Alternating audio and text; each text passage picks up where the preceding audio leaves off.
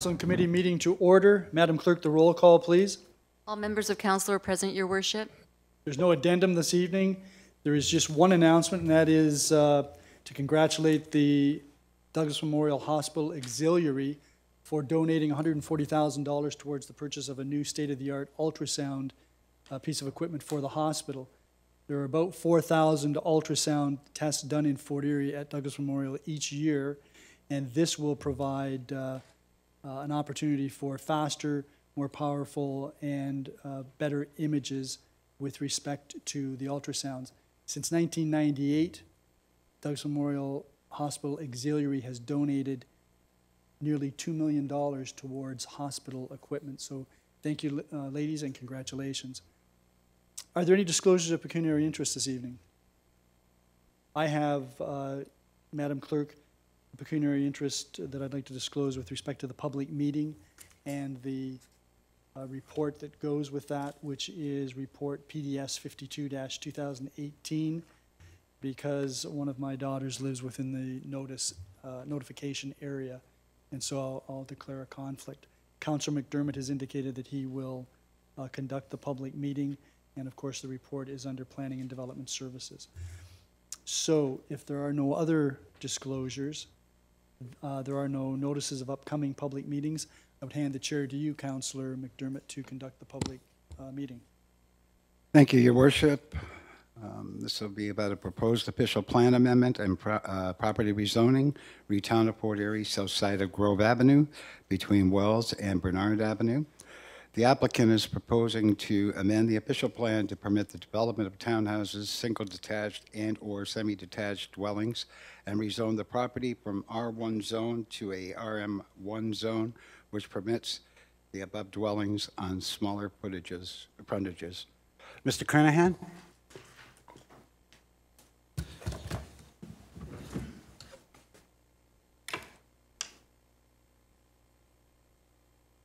Thank you, Councillor McDermott. Just waiting a minute here till we get the presentation up on the screen.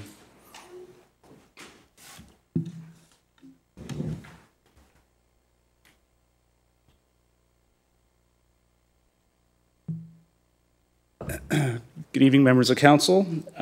This public meeting is regarding an official plan and zoning bylaw amendment that council authorized the initiation of for the town-owned land on the south side of Grove Avenue between Bernard Avenue and Wells Avenue. The amendment was initiated through approval of recommendations contained in report PDS 47-2018 on July 9th, 2018. The purpose of the proposed official plan and zoning amendment is to assist the town in disposing of these underutilized lots and facilitate their development for the highest and best use to the benefit of the Ridgeway Thunder Bay community. The town's land committee recommended that staff initiate these amendments prior to disposing of the property. Notification of this public meeting was provided in accordance with the requirements of the Planning Act by placing notice in the July 19th, 2018 edition of the Fort Erie Post. Property owners living within 120 meters of the subject property were provided notice of the public meeting on this same date. Oh, my apologies.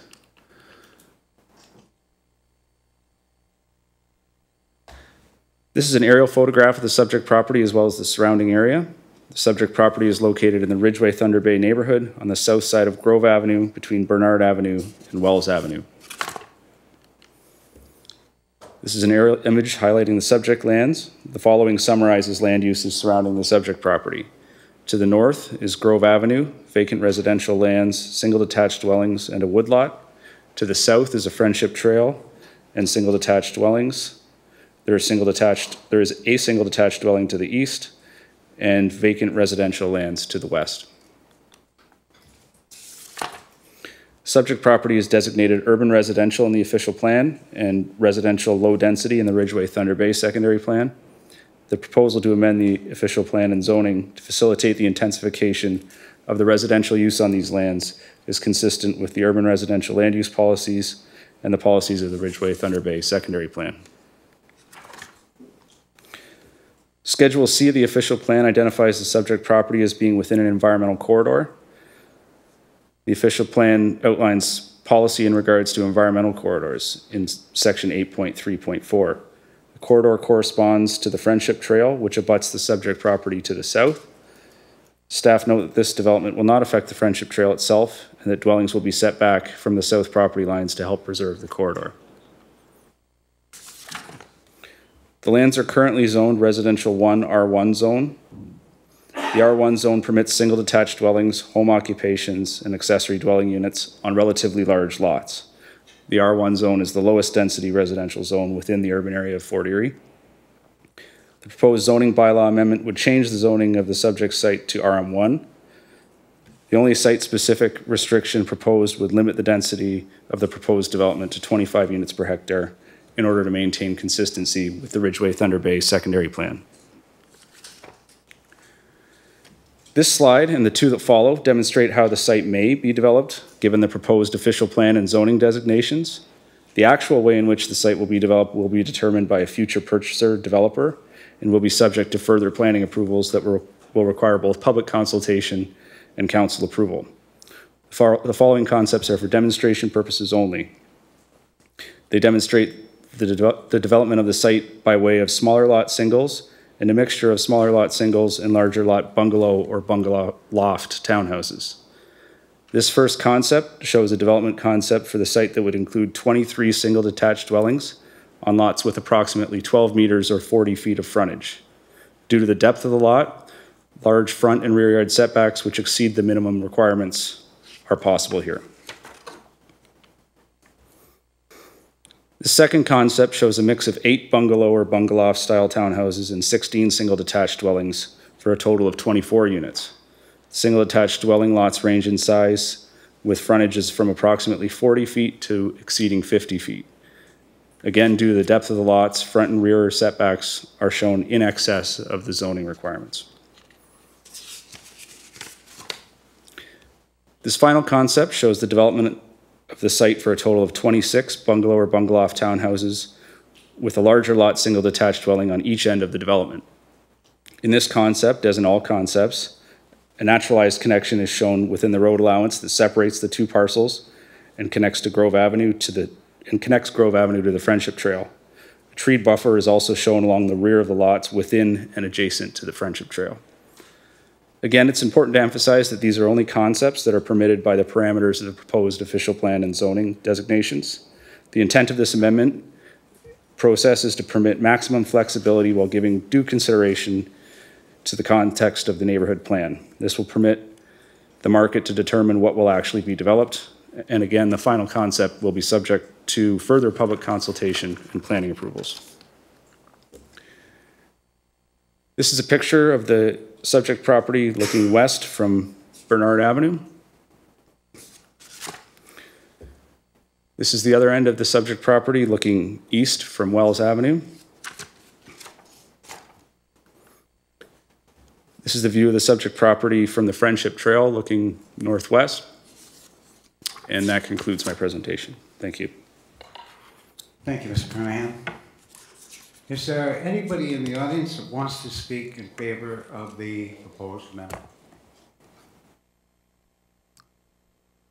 Okay, seeing none. Is there anybody that wants to speak against?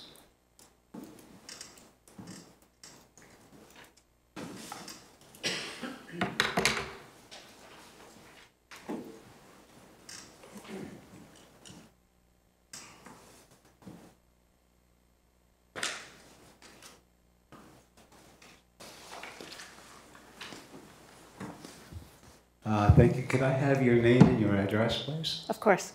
Roxanne Burton, 3252 Hyman Avenue. Thank you. Go ahead.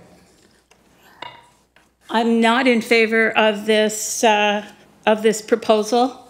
As you know from previous times I've spoken here, I value the few trees that we've got. And I see this as another felling of part of our natural heritage and another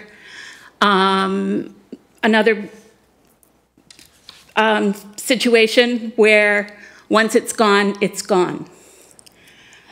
I'm looking at it not only from a personal perspective that I like trees, but I'm also looking at it the perspective that this property is right along the Friendship Trail, and at the rate we're going, the Friendship Trail is going to be just an open path through people's backyards.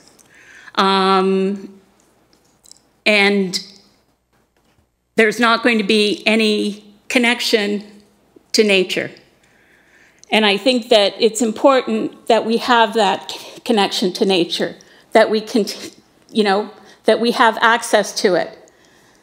And yes, it's all very well and good to say, oh, well, we've got, a forest out here and a forest out there, but the forests, and this is really just like a woodlot, that is right on the Friendship Trail means that it's accessible to a whole lot of people. Not just those of us in the neighborhood, but people from far and wide that bicycle and walk along that trail. And I think it's important for the town to protect that asset, to keep it as nice as possible. And therefore, I think it's important to keep the trees along the trail. It goes through plenty of farmers' fields out to the west. It goes through other fields to the east, but that section is really nicely treed. I was happy to see on Matt's presentation that he acknowledged the locally significant area just on the other side of the non-existent Grove Avenue. And to say that this is not environmentally important, I think is a stretch, because just because somebody penciled in a line on a map somewhere to say we're going to put a road here, doesn't mean that that land on one side of the line and the land on the other side of the line are any different. It says to me that if you've got environmentally sensitive stuff on one side of the potential road, it's the same on the stretch between Grove and the trail. I have some questions for Matt. I have issues that I raised about his concepts. I see that every one of these proposed concepts is shaded dark green on the trail side, and he says that that's going to be enough. When I look at the proposed measurements, it says 6 meters, I think, between the back of the lots and the trail. Does that include the ditch as well? Where does that 6 meter measure from? Does it measure from the trail? Does it measure from the middle of the ditch? Where does it measure from? So, Just 1 second. So Mr. Kernahan is taking notes right now of your questions, and we will deal with those questions when we get to the other part during the night here. that's fine. That's okay. So I think that everybody recognizes that having natural growth along the trail and in the backyards of these potential houses is a good thing. Mr. Kernahan included them in all his concepts. He also included 1 tree for each individual dwelling unit on the front side.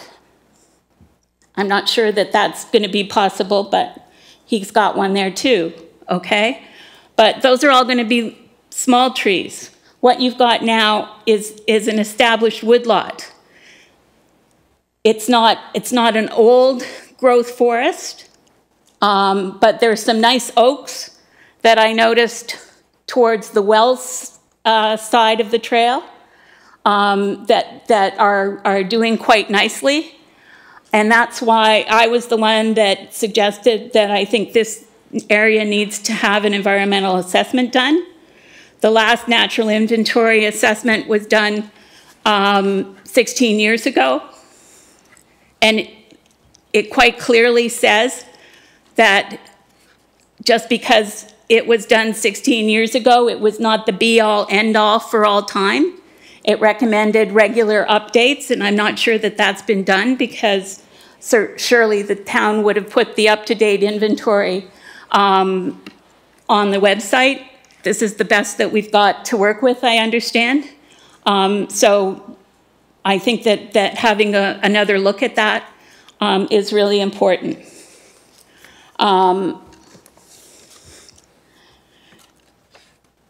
I guess that's it.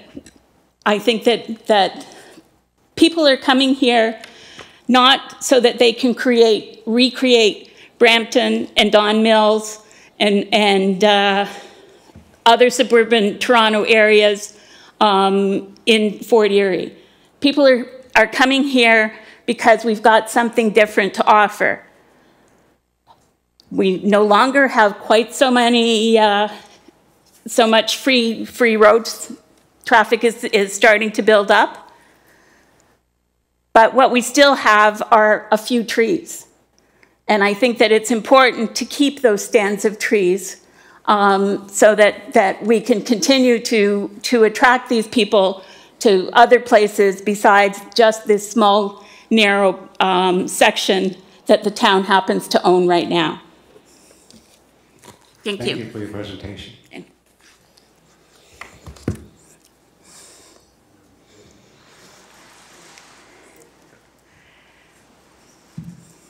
Thank you, Councillor. Ms. Burton, I just wanted to let you know that I share some of the concerns that you are sharing with us this evening, and that you know, we have to take some measures into account to protect some of our natural resources. So I'll be asking some of those follow-up questions today and those under the report. So thank you. Thank you. Is there anyone else in the audience that would like to speak? Come forward, please.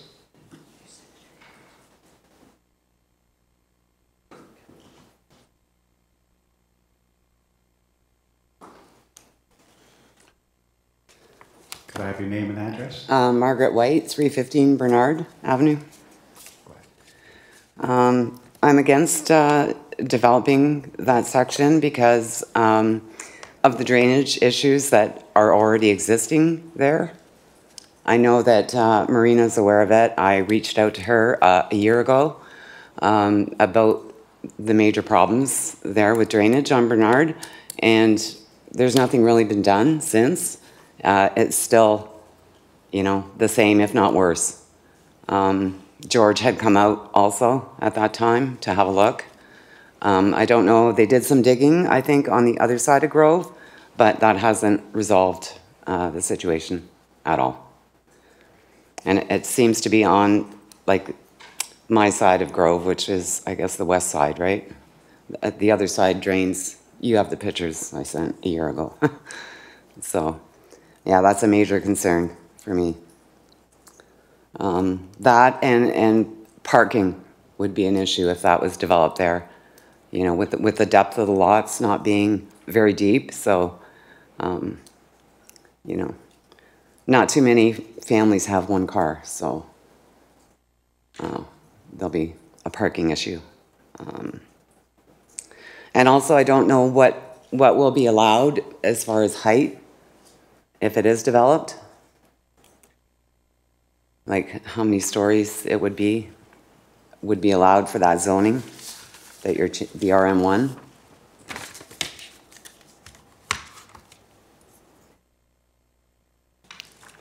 And I guess also a question about any existing bylaw, like that might, like for existing people that live there, when it comes to fencing, or, you know, would there anything be taken into consideration, you know, to have a higher fence, say, for existing, like, should they build there, like, you know what I mean, 2.5, 3-story?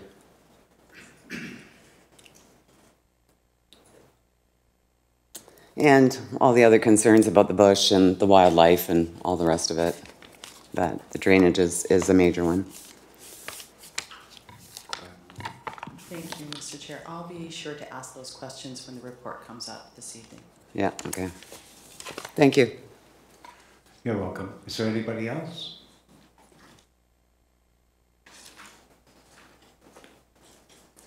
My name is Matt Quagliarello. We live at the east end at 299 Bernard. We have concerns of the animals being able to navigate through that area. If you look at the overhead shots that Matt had up, there is forest on the one side, forest on the other side. You guys even have public trails behind the old high school there that I'm sure you'd like to have the animals being able to go through there. You guys cut this little area out, nothing's going to be able to get through anymore. They're not going to go down the Friendship Trail. They like to go into the bushes, hide, and make their way that way. So it's going to cut out the wildlife in your other park too, which is an issue I don't know if you guys have looked at yet. Also, if it does sell, we would like to bury at least 20 feet back off the back of our property. I don't know if that's going to be possible, but we'd hope so if nothing else can be done. Thank you.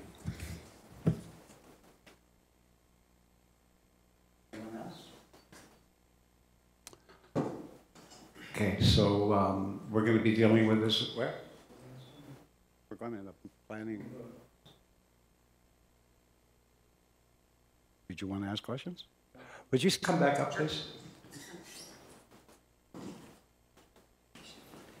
Yes, thank you very much, sir, for coming up. You were asking about your property. Our property backs onto the land for sale. We have tree all behind us, right? We like our backyard with looking at the trees, all the animals in there. If you guys end up building there, we're moving. So we'd like to purchase at least 20 feet back to keep some trees there. Right. Now, were you offered to purchase any of this No. land? No. Okay. So I'll bring that up when the report comes up. Okay. Okay, thank you.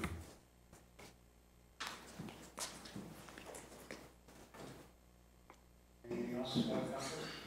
No, thank you. Then, yes. Can we ask Matt questions?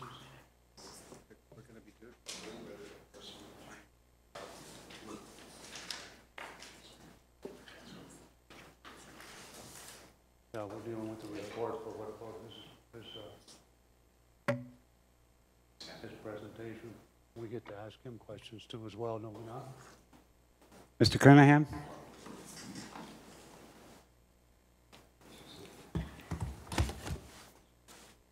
Yes, thank you very much, Mr. Chair. Matt, thank you very much for your presentation.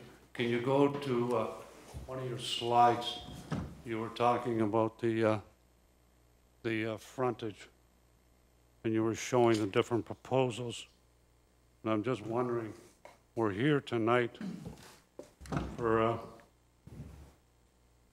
a public meeting to change the zoning, and then with each proposal that's out there, is the zoning going to be the same for all the properties? In other words, you have some row housing. Is that different zoning than what you're asking for tonight? Through you, your acting worship, the proposed zoning would permit any and all of these concepts. The proposal is to rezone the property to an RM1 zone. RM1 permits all of single detached dwellings, semi-detached dwellings, and townhouse dwellings, or it can also permit a mixture of those amongst one another. So Okay. the intent here is to give whoever the purchaser is. All right. I'm sorry? Blanket zoning? Well, it's a straightforward residential multiple one zoning right out of our book, with the only exception being that the density is proposed to be limited at 25 units per hectare. Okay, now, I see here on some of them, and I know this is just a rendering, but maybe I can, you got that slide up there. On the second unit there from the left, you can see there's 3 cars in a parking lot. Some of them have 2 cars in the driveway. And is there going to be room for 2 cars in each driveway? Yeah, through you, Councillor McDermott. One of the things that these concepts try and show is that with the depth of the lots being between 135 and 140 feet, a regular sized townhouse or single detached dwelling, as the case may be, fits on the lot with excess setbacks and are what are required. You can vaguely see there's a thin gray line that surrounds each of the dwellings, and that represents the zoning setback. The minimum zoning setback in this zone is 6 meters to the garage. What these concepts demonstrate is that with a normal sized dwelling, you can exceed that by 100%. There's the ability to have 2 cars, one behind each other, which are approximately 6 meters each within these driveways. So that won't be a problem. Because the thing I was trying to get at is, this is a rendering, and sometimes renderings show things that aren't actual. Yeah, through you, But Counselor. this is pretty accurate. It is to scale when it was drawn to scale. So each one of those cars is representative of 6 meters, and that reflects the actual My depth. question was, there won't be no issues with parking. There are no issues providing more than what zoning requires in terms of Okay, parking. all right, okay, thank you very much. I guess that's all for now. I'll wait for the report to come up. Thank you. Councillor McDermott, through you to Mr. Kernahan. Approximately how long has the R1 zoning been in place, knowing that this could be a developable piece of property? Well, the R1 zoning's been in place since the bylaw was passed in 1990. So since 1990, this property potentially could have been developed. Potentially, through you, Councillor. Okay, thank you very much. Any further questions? Okay, we'll call this meeting closed. Hang around, we're going to be dealing with this in the plan. Thank you very much, Councillor McDermott. That takes us to the consent agenda items. Is there anyone wishing any of these reports to be removed from the consent agenda? If not, could I have a motion to move the consent agenda? Councillor McDermott, are there any questions or comments on any of the reports? Councillor Zanko. Thank you, Your Worship. Through you to Mr. Brady, I just have a question with regard to PDS 50/2018. I remember back in 2015, we had requested a traffic impact study to be done considering Pettit Road, and we requested that to be done during the school time season. I just wondered, residents still have concern in that area regarding the traffic. What is the status of that traffic impact study? Thank you, Mr. Brady. Sorry, Mr. Kernahan. That traffic impact study was completed as part of the draft plan approval of this subdivision. So when it first came to a recommendation at council, the developer was sent away with the homework of completing that traffic impact study. They did that, and when they came back and the subdivision was recommended for approval, it was with that traffic impact study in hand. So that traffic impact study was completed at the time of approval of this subdivision. If I could, Your Worship, I think that we requested changes to when the impact study was done. I know originally they did a traffic impact study, but it was several years ago, and it wasn't, if my memory serves me correctly, it wasn't considering the new high school build and the increased traffic that would bring. Mr. Kernahan? I believe that was related to the second phase of this subdivision. Which again, they were sent away with the homework of completing that traffic impact study, and they did that. And at the time of the second phase, there was 9 lots along Pettit Road that were a separate application from this. At the time that was approved by council, that was with that traffic impact study in tow as well. Okay. Perhaps you could confirm that by an email to us. Certainly. Okay, thank you. Councillor Zanko. Thank you. Any other questions? Councillor Luberts. Yes, thank you very much, Mayor Redekop. I was going through the application, and I was very confused to the fact that when I looked at the expiry date of the draft plan, it was in May, and unfortunately I brought my wrong iPad with me, so I don't have the report in front of me. But I'm pretty sure that in the report at the beginning it says it was supposed to be, it's supposed to expire May 2nd or something like that. May 4th. May 4th, yes.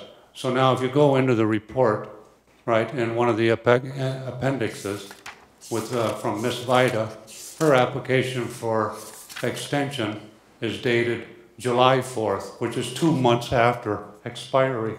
And I'm just wondering, how can we allow an extension on something that's already expired?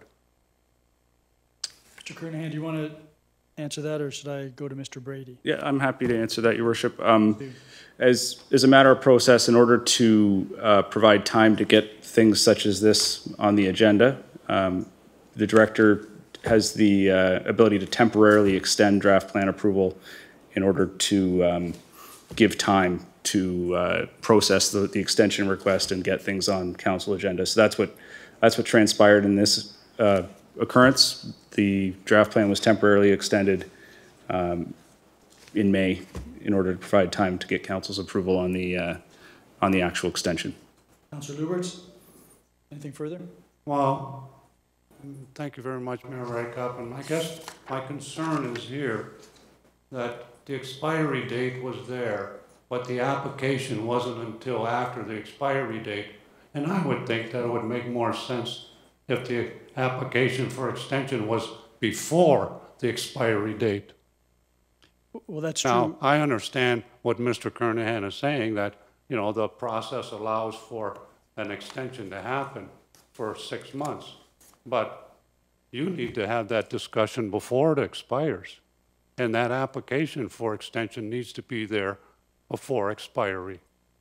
And I'm just wondering if maybe, you know, we need to take a look at that and maybe review that and let all these developers know that, you know, your extension, we can give you an extension, but you have to apply for it before you expire. I think the question, Councilor Luberts, would be, when was the temporary extension granted? Prior to or after May the 4th? That would be the question. I'll handle that. Mr. Brady? What we do as a part of draft approvals on subdivisions is they come up and to try to assist developers and to try to cut back on the bureaucracy. We let developers know in advance whether or not something is going to expire. And we reach out to them and make sure that we do that. This is something that the developers very much appreciate and have continued to ask us to do. And you'll see as part of a report that's later on in this agenda that talks about the Developers Roundtable, when we get information back from the developers, they're very happy that we do that. What we do is we extend it and tell them that they need to get in their letter very soon. Some are very quick. In this case, Ms. Vida was not. It should have been in the day after we had provided the extension to her. For what reasons, I don't know. It took a couple of months. Maybe she needed to get direction from her client. But when it came in, then we expedited it as quickly as we can, and this report is before you today. You'll also note in the report that under the recommendations, that planning staff are going to, assuming the recommendations are approved by council, are going to tell the applicant that planning staff will not be providing any further support for draft plan approval to this particular subdivision. And that means they either get on with getting this registered, or a report will be back in front of you in sometime around May of 2019 with planning staff saying that the draft plan approval should not be extended and giving council the opportunity to make a decision. Councilor Luberts?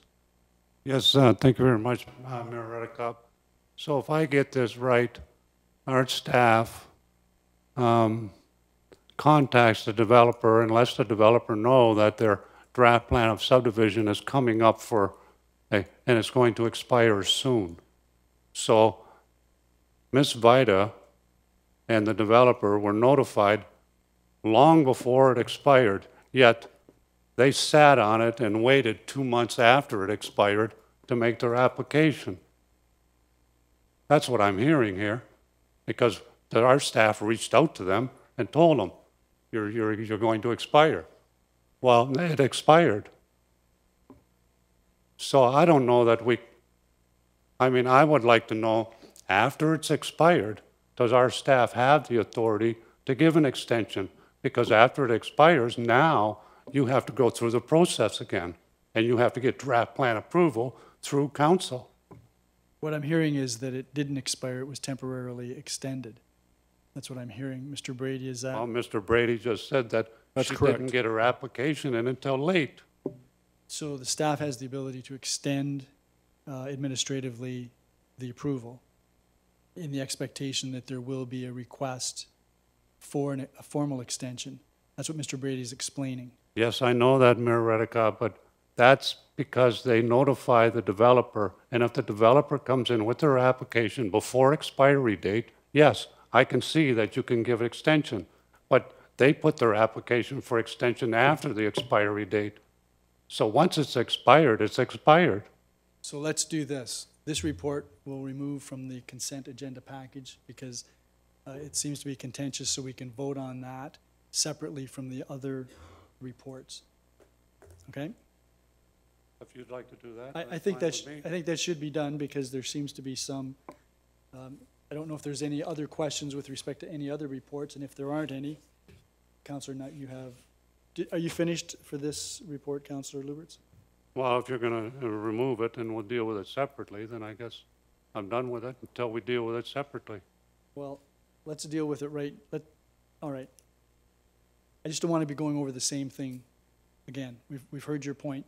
Your point is that if the applicant, or the developer hasn't requested the extension prior to May the 4th, in this case, 2018, they shouldn't be allowed to make an application later on. Yes, well, maybe staff can give us a better explanation of what an expiry date is.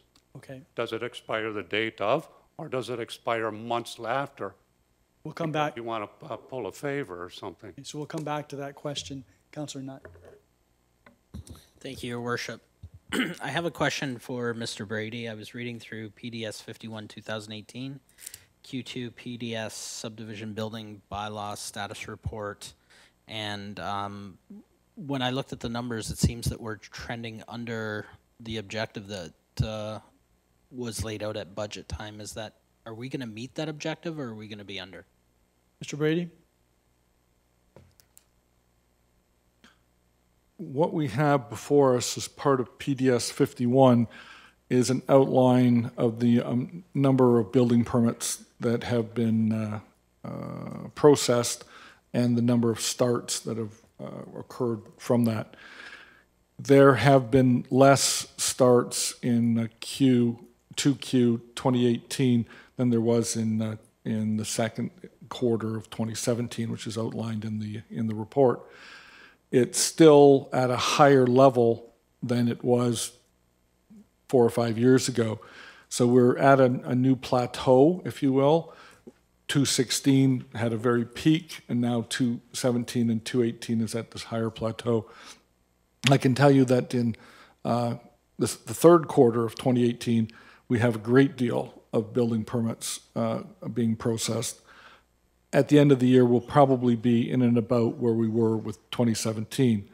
The second part of your question dealt with whether or not we'll meet the budget that was set at the time in terms of the total amount of fees that are collected through planning fees. And the answer to that question is no, we probably will not. We'll certainly, based on where we're at today, we wouldn't have a surplus in terms of the planning and fees, but there's a likelihood that there may be a small deficit. Councillor Nutt. Thank you. One follow-up question to that is, how dependent is pre-servicing on subdivisions on their ability to increase the housing inventory and pull permits? Mr. Brady? Through you to Councillor Nutt. If you look in the Q2 report, it talks not only about the number of plans that have moved forward and the number of building permits, but it also talks to you about the volume that sits in certain categories. And the category that is important to make sure that there is sufficient lots available for buildings is the one that talks about how many years of supply are in registered plans of subdivision. The report talks to the fact that it's desirable to have about 3 years of lots in registered plans of subdivision. We don't have that. And we used to have that, but with the large amount and volume of building permits that we've had over the last few years, we've slipped below that number. We're starting to get back up as the subdivisions are pre-servicing, and as I'm sure most members of council are quite aware, there's a lot of pre-servicing going on in Fort Erie.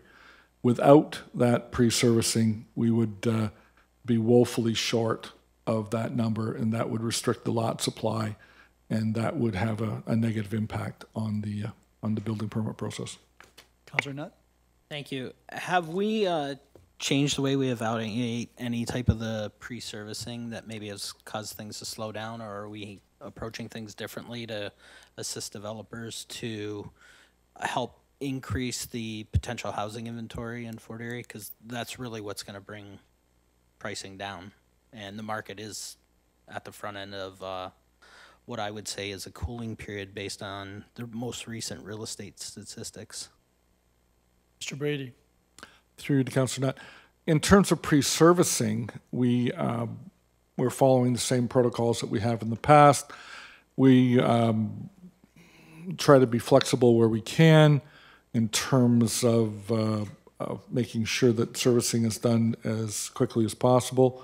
What can hold up developers and has held up developers a couple of times is the requirements of the town in terms of maintaining trees through the appropriate bird seasons.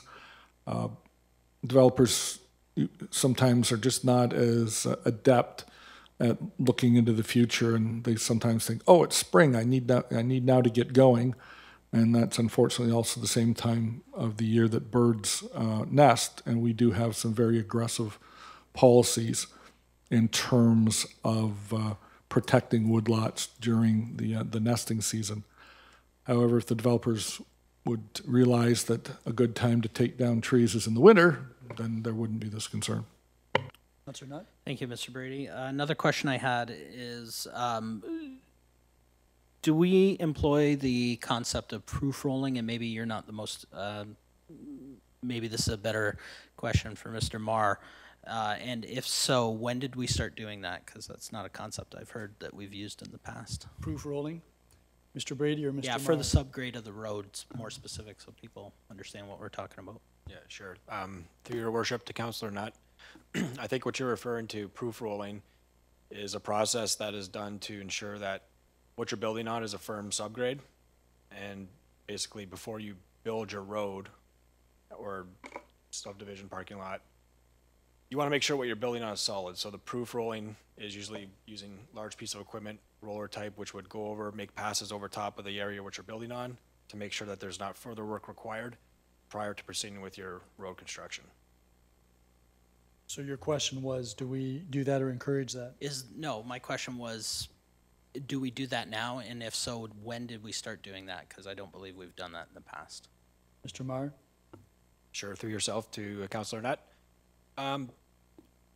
I've been here for 6 months, so on the projects I've worked in the past, proof rolling is always a standard engineering practice that I would follow. I can't say specifically when the town has started to employ those tactics, but I can definitely look into that and get back to you. For what I can offer you is that this is a standard procedure that's used on most road construction prior to putting down your granular base so that you have a firm, stable base to build on. Thank you, Mr. Marr. Do you know if there's, through you, your worship, if I may, do you know if there's a moisture requirement in the roads when you're testing for proof rolling? Mr. Marr? Yes, through yourself to the councillor. Usually you have the moisture content in the subgrade at the time before you build on it. Usually when you get into issues and difficulties is when you leave those excavations open for periods of time and you allow moisture to get into that subgrade to soften it up. We do test when we build roads, we do test for moisture contents in granular materials that were being placed so that we can achieve optimum compaction. Councillor Nutt? Thank you. Just my understanding through your worship to Mr. Marr is that if it's too dry a season, sometimes you can have a false positive on a proof rolling saying that it's a solid base to build on, but then what happens is actually when it rains and the water table comes up, you may have problems in the subgrade of the road structure. Is that accurate? Mr. Marr? Yes, to yourself, to the counselor. When you're building a road in dry conditions, it's usually preferable. The process of proof rolling is to identify any soft areas before you start building the road. So that process of proof rolling, you're not checking moisture. You're basically running that piece of equipment over the area that you're going to build on to make sure that there's no soft areas, depressions that you can identify and notice while doing that proof rolling before you start building on. Any areas that were identified as being soft, then you would do some sub-excavation and reinforce that road structure at that time. Councillor Nutt? Thank you. If I may, your worship, you're a really knowledgeable guy, Mr. Marr. I'm glad you're here tonight because I really want to pick your brain on this. So at what point in the subdivision pre-servicing would you require somebody to do the proof rolling and repair the subgrade? It's my understanding that if you're going to have heavy equipment rolling over the subgrade consistently, wouldn't you want to do that at the end of all the construction? Mr. Marr? Yes, to yourself, your worship, to the counselor. You would do the proof rolling after you did your excavation for your subgrade.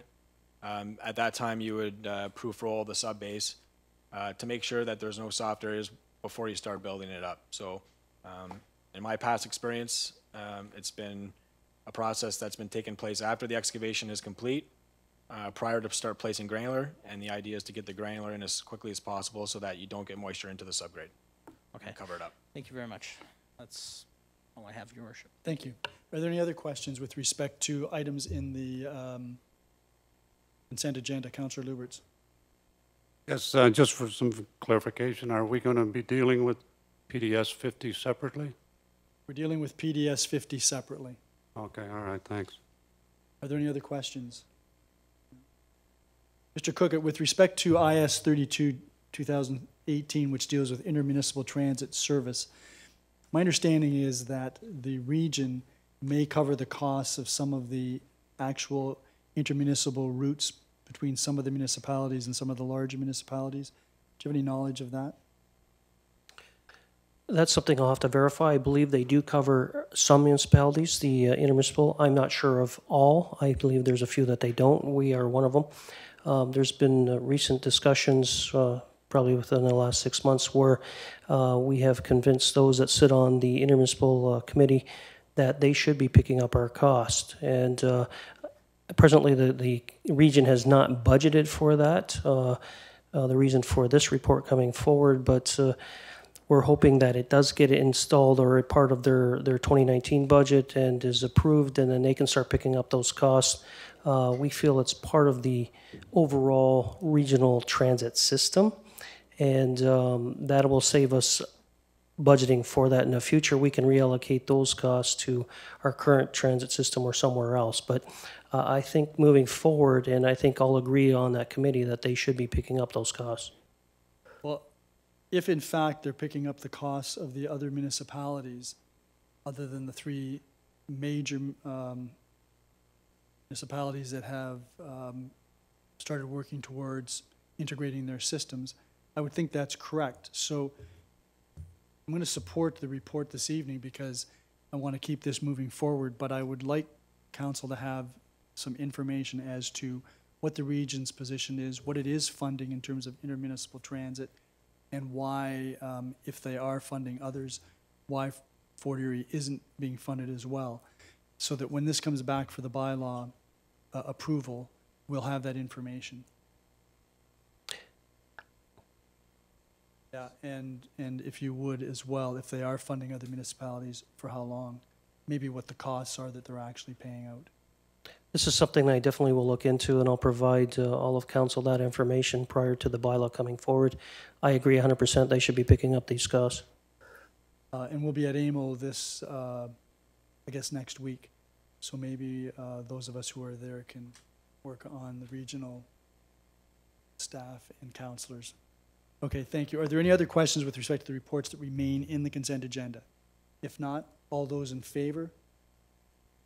None opposed, that is carried. So that takes us back to report PDS 50-2018. Councillor Luberts, you had an issue that you wanted to raise with respect to that again? Yes, thank you very much, Mayor Redekop. And I don't want to prolong this whole thing, so I guess what I'm going to have to ask for is, I'd like to see it where it is in our policy about extensions and expiries, because we have to follow our policy. And if it expires, it expires. And then if you come 2 months later and ask for an extension, well, I'm sorry, it's expired. So we have to start the process all over. I can understand where Mr. Brady is coming from. If you come to us before the expiry date, then he can extend it for 6 months. But that application was made after the expiry date. So I'd like to know where staff gets the authority to give an extension after the expiry date. And if we can show me that in our policy somewhere, that's how it's done, then I'll accept that. But for now, I think that we should table this until we get that, because maybe we can't, maybe it's already expired and the developer has to go through the process. So here's your problem. You can't move to table it because you've been asking questions and making comments. So unless some other counselor wishes to move to table it, it isn't going to be tabled. So is there any counselor that would like to move to table this till the next committee meeting?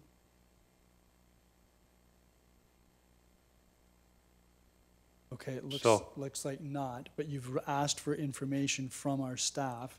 Mr. Brady, you can provide information to council as to where in our planning documents the staff has authority to temporarily extend draft plan approval?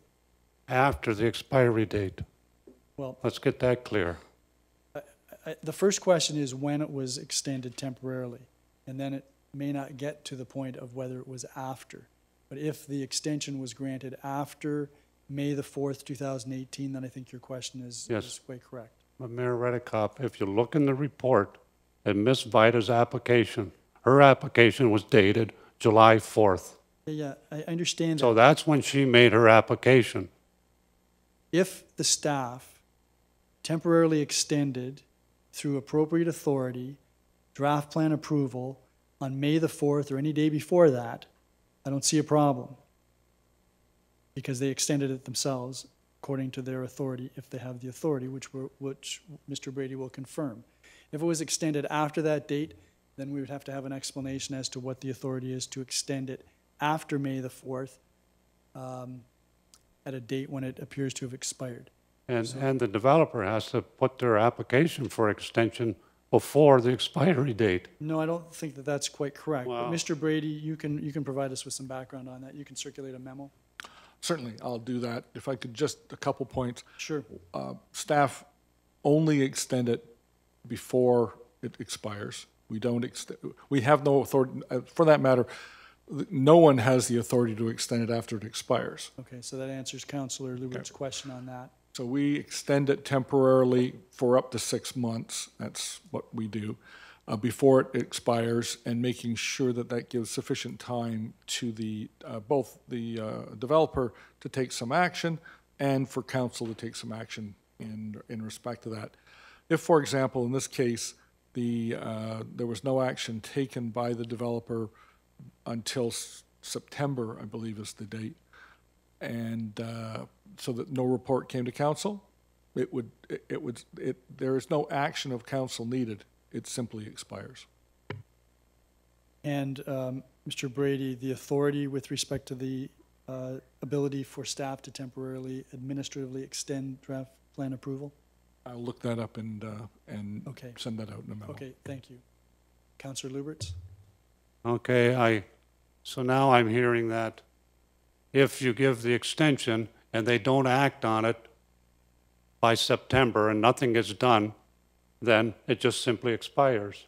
But they reached out before the expiry date and they didn't act on it before the expiry date, so doesn't the same thing apply? No. No, Well, they because- didn't act on it. They didn't ask for an extension. Well, as we've heard from Mr. Brady, staff contacts developers when there's an impending expiry of a draft. That's right, plan and they appro- didn't act on it. So that staff has the ability to administratively extend draft approval for up to 6 months, which is Yeah, what but- the staff did. Would you extend it without the request of an extension? Well, I don't know what the nature of the discussion was, but Mr. Brady is shaking his head in the affirmative. So apparently that's something that we do. Whether that's, Mr. Brady, do you want to comment further Well, on I that? think all these things need to be done before the expiry date. That's the point I'm trying to get at. I know the Because point. this I know this the point. doesn't look right to me. Okay, I know your point. Mr. Brady? Staff, the draft plan approval process is a very expensive process, and it can be very conflict-oriented. So once we have one in place, we're recalcitrant to have issues go backwards and be rehashed, if you will.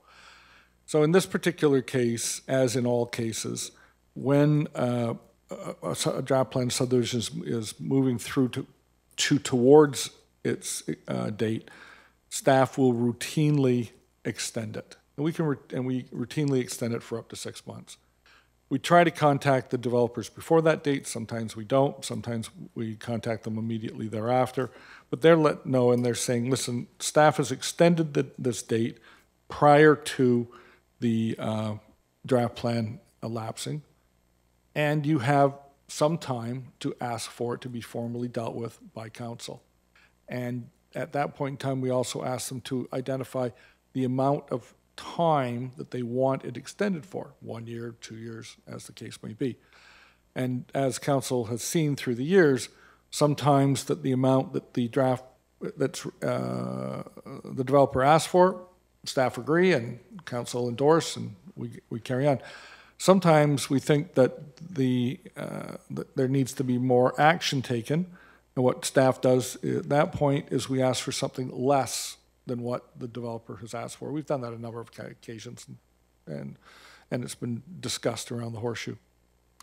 And sometimes, as in this particular case, we sent another comment. We say that staff won't extend it any further. And that's staff's way of saying to the developer, please get moving. And that's what we're doing with this particular subdivision. Councilor Lubberts, anything further? Yes, having heard all that, then what I would like to see is, I'd like to see the documentation where the draft plan was extended prior to the request for extension. Mr. Brady, when you circulate the documentation for the authority, can you do that as well?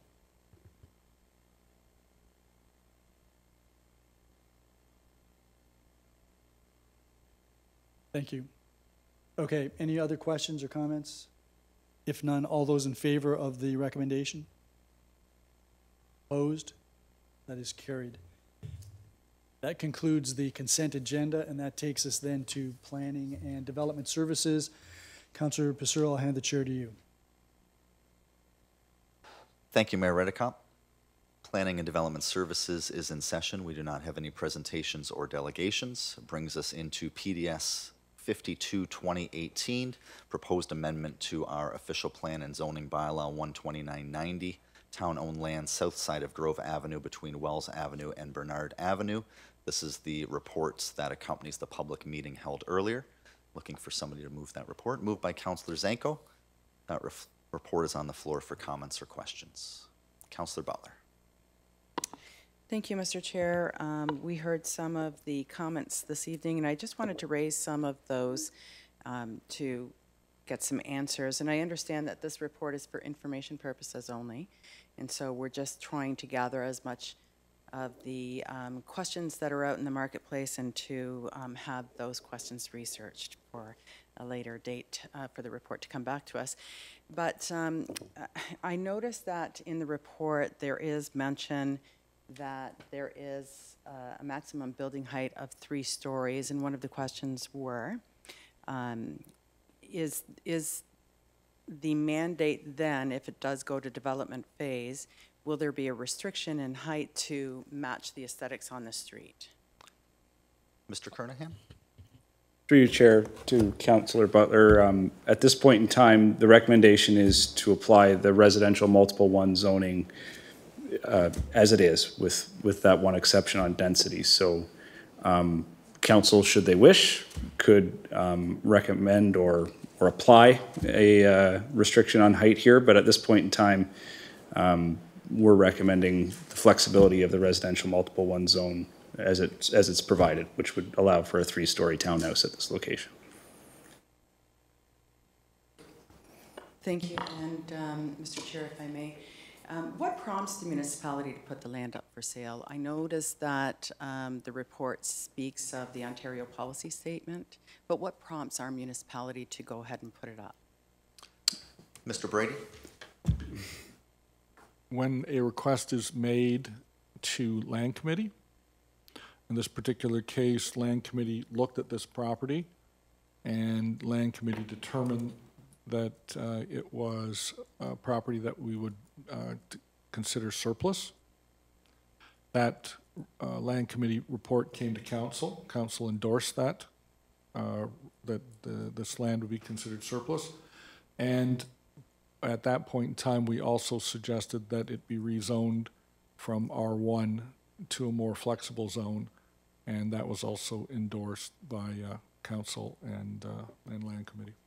Mr. Brady, where did that request come from? I don't know off the top of my head, but do you know, Matt? Yeah, I do. Mr. Chair, there was a request from a private party to purchase the property. So that request was brought to Land Committee. Land Committee took a look at it in consideration of our land sale policy, which requires full marketability land to be put up for public tender through a real estate broker. So they made that decision to market it as full marketability in accordance with the land sale policy, and also to increase its value through the application of a more flexible zoning. Before we went and did that, just to be clear, at this point in time, it's not for sale. We're going through this process before we do that. Councillor Butler? Yes, thank you, Mr. Chair. So the next question then is, if it does get put up for sale, is there a possibility of putting restrictions in place to save as many of those trees as possible to create a barrier towards the Friendship Trail and also to the other residents that are currently living on that street? There's a hand being raised. Mr. Brady? This is town land. So the town can put whatever restrictions it wants on it because it's your land. It's not a developer's land. As Mr. Kernahan has pointed out, the lots that could be created that would extend from the road allowance to the back of this property are quite extensive. They're 130, 140 feet in depth, which is deeper than most lots which are created these days. It doesn't make any sense to try to make them any less deep. But if council wished to, council could say that they don't want to sell 130 feet, that they'd like to sell 120 feet. And if council decided that they wanted to sell 120 feet, and that's just a number I've picked up off the top of my head, then there would obviously be an additional amount of land that would be left that the town would own adjacent to the Friendship Trail. I don't know this answer, so someone may want to ask the question, how much would be left adjacent to the Township Trail, because I think Mr. Kernahan may know that already.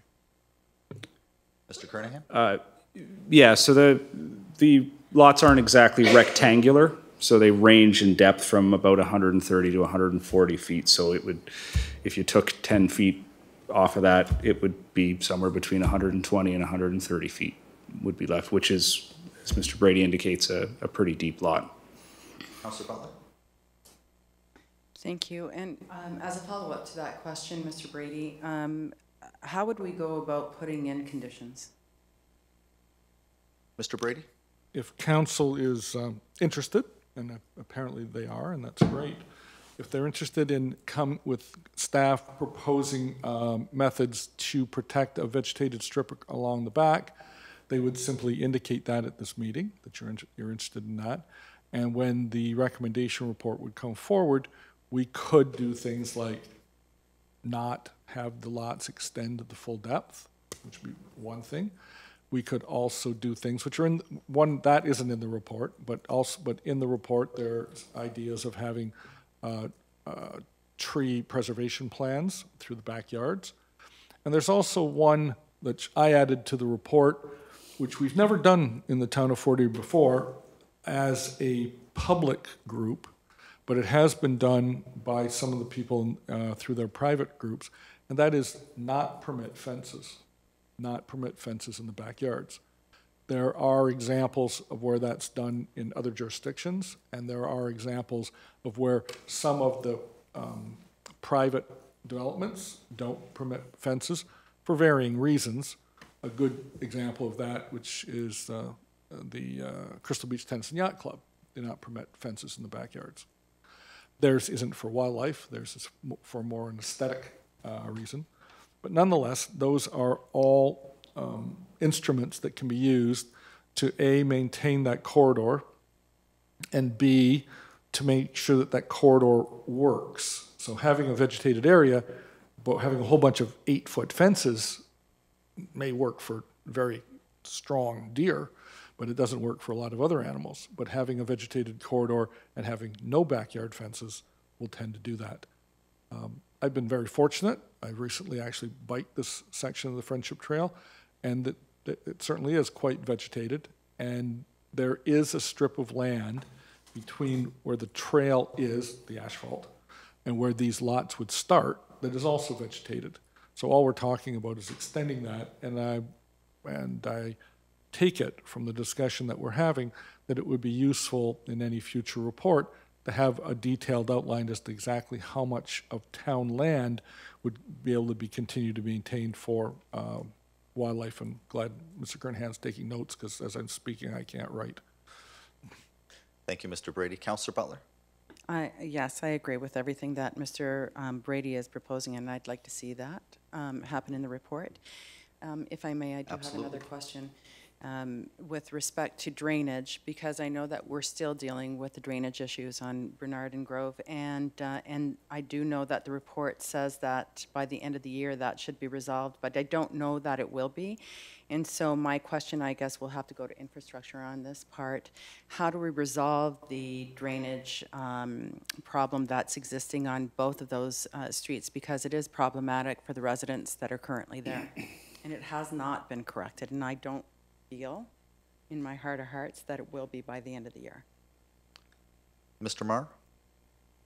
Yes, through you, Chair, to Councillor Butler. We have looked at the issue, and we have done some topographic surveying. We have identified that those ditches are probably lower than what they need to be, which causes standing water in those ditches. It's not allowing it to drain properly. So right now we're looking at possible solutions to that problem. We would rather hold off until the fall to carry out that work. And right now we're still evaluating different alternatives with respect to infilling of some of those ditches to make them drain properly. More drastic, I guess, case would be to lower the culverts across the road, which would be expensive, and we want to try to stay away from that if we can and not disrupt the roadway. But yeah, we have looked into the issues, and engineering is working through those right now. Councillor Butler? Thank you. So if you find through your engineering report that it is going to be problematic and more cash input is going to have to be laid out, will that be then a postponement of that project to the next year? Or how will that work? Mr. Marr? Yes, through you, Chair, to the councillor.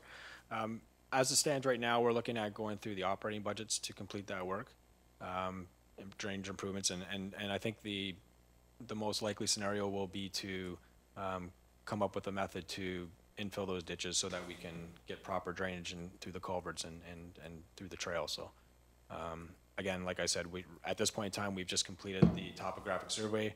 We understand what the cause is, what the issue is, and we're looking at alternatives to try to come up with a fix there. And Councillor Butler, we're under no pressure to sell the property. So we're just going through the process now. So if council is not satisfied that the conditions exist, that saleable of the lands is a benefit to the community, then we don't sell. You know, we wait until those conditions are corrected. Thank you. That's, I think that's very important for everybody to know that. So thank you very much for pointing that out. Anything further, Councillor Butler? No, I'm good. Thank you. Councillor Nutt? Thank you, Chair Passero.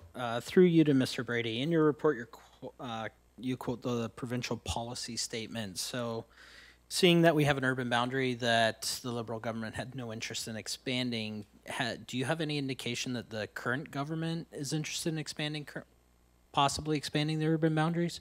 Or will they take a different approach? Mr. Brady? Through you to Councillor Nutt, the total amount of information that I have about the current government is I've gleaned from newspapers, because I haven't received any notices from the Ministry of Municipal Affairs and Housing on anything other than that.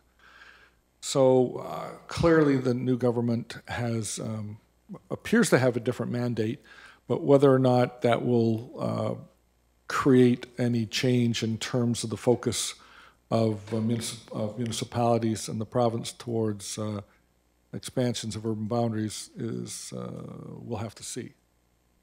So the answer is I don't know. The body that actually functions in terms of urban boundary expansions is the Regional Municipality of Niagara, based on the authority it's granted by the province.